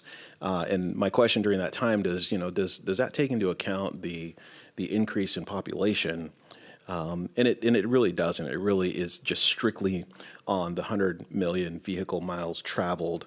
And so, the target is to get to 0, but you have an increasing population, more cars on the road, but the state still says, hey, you guys need to get to 0. So it's kind of one of those, kind of like our climate goals. We ideally want to be, here, but without significant change in our transportation structure, like more rail or less cars on the road, it seems like one of those goals where you can continue trying and trying and trying, but you may the goalpost just continues to move. And that is my report. Thank you, and thank you for covering TPB for me, by the way. Let's see, Councilmember Cox. Okay, I have one report. This is from the Lot Clean Water Alliance board meeting on May 13th. This was the first year that Lot had employed lobbyists to work on our behalf. And so we heard a report on key takeaways and accomplishments, small incremental steps, but with the tight budget and all, we felt good that we had some wins there. In April, we had a board retreat, and so we spent some time going over the outcomes of that retreat and looking at property considerations. Lot bought a bunch of property some years back with the idea that they would have reclaimed water sites all around. And they've taken a different path forward and decided they do not need all of those. And so they've been selling off those parcels, including the one that the city of Lacey bought here for a senior housing project. So that review of the necessary, there's also property needed to expand as well. So just kind of an overview of all that. We got an update on the treatment process from the plant manager. And we updated the affordable housing program policy to allow unspent funds to roll over to the shared pool. This is something that Lacey shares in, and each of the 4 jurisdictions is entitled to a set amount. And then there's a 5th pot there that if the entities agree, let's say Lacey has an extraordinary expense and the other partners don't have use for that money, then it would come to Lacey and so forth. So there's that. And there's, sorry, my phone just went quiet. There we go. And then the last thing we did was receive an overview of planned capital improvements that are going to be in the upcoming budget. Budgets are 2-year budgets for lot, and as well as upcoming electrical substation project. And that's going to be kind of a big deal, but that's my report. Thank you, Councilmember Dunning. The VCB met today, May 19th. We had a presentation by TVW, so TV Washington, about a project that they're looking to do, still a few years out, but they want to take the space they have in Olympia now and convert it into a larger area with convention and debate area to be able to service. It would be really interesting because there's not really a space where you can have, legislative debates, and they want to do a parking garage and have a really nice area that would really assist in just getting more information out to the public. They're actually the only news organization that has a full-time person assigned to the legislature. And they're the only one left, so there are a couple part-time people. They're in a really, really good spot. It's a great spot, and so I don't know if you noticed, but they bought the corner, which used to be Dairy Queen. Yep. They bought that. If you know, the building it reminds me of what LA Fitness looks like here, and it's really, really nice, and it would be a really, really good addition. But they're at the very beginning stages of it. So they're kind of going to be going to different partners and just and the legislature and just seeing what type of opportunities. But conference space is in need in our area big time, and it has a use, and it would expand beyond what they would even use it for. So I'll just have more information as that kind of comes down, but I wanted to discuss that with you. They are hoping that the VCB supports it, but we wanted to bring it back to and discuss it a little bit further. And I'll discuss it with Rick at our next meeting a little more about what that project is and if something that we would say, yeah, we're comfortable putting our name behind this as well. And then just a brief update on the hiring. They're going to be doing in-person interviews over the next week and a half. And just for transparency, there's people on the hiring committee that are not part of the VCB. So they brought in people from the outside. There are some members of the VCB, but they also brought in community leaders to be part of that as well. I got a chance to review with redacted personal identifiable information those applications, and so there's 4 very strong, what I would say, applications, very experienced, and 1 local. So we are, once they go through that, the hiring committee will make a recommendation to the executive committee, then it'll come back before the whole board, hopefully by the next meeting, and so we should have some good direction there. So that's my report. Thank you. Councilmember Turner. Yes, TRPC will meet again on June 5th. The Law and Justice Council canceled the meeting for this month because they have attorneys in court. I did have a really good time at the Nisqually River Council's retreat on Friday. And I'll have a full report on that. But I want to say now how much I appreciated the city staff coming over and sitting beside me and answering my questions in real time. And because of that, I'm going to do like the salmon carcass throw and some other things I didn't know about. So, really appreciated that. I also want to say that I really, it was fun to work in the information booth at the fun fair over the weekend. Yeah. What a great idea. It's one of the more exciting ways to represent the council, and I had a really good time. And then last, I want to say that I finally made it over to the Lacey Makerspace. Finally, I've been trying to get over there for a long time. When I was in high school, my mother made me make all of my clothes. You know how that went over. So I thought I was not going to probably sew anymore, but in more recent years, I bought a sewing machine, and I'm going to probably take a sewing class over there. Oh, good. They have a lot of great offerings over there. Yeah. And for the public, if you haven't seen our Lacey Makerspace, you need to go check it out. It's on the St. Martin University campus, and it is, if you're interested in any sort of making, from woodwork to sewing to computer technology, it's there and available for memberships, and just come and check it out. Go take a look. It's a really cool spot, and it's a really important part of our future economy. Makers are turning into entrepreneurs, so has full support of this council, obviously. So congrats for going over there and taking a look at it. Councilmember Siu. All right, I'll try to make this fast. I have a lot. So we'll start with SWAC. They met on the 7th of this month.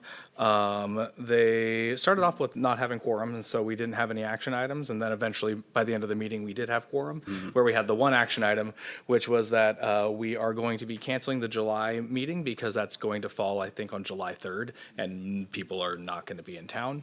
And then also for the June meeting, it's going to be in Tacoma, doing a tour there, and so that's really all we have right now, but the August meeting is going to be full of lots of action items since we aren't really doing anything for the next 2 months in terms of that committee.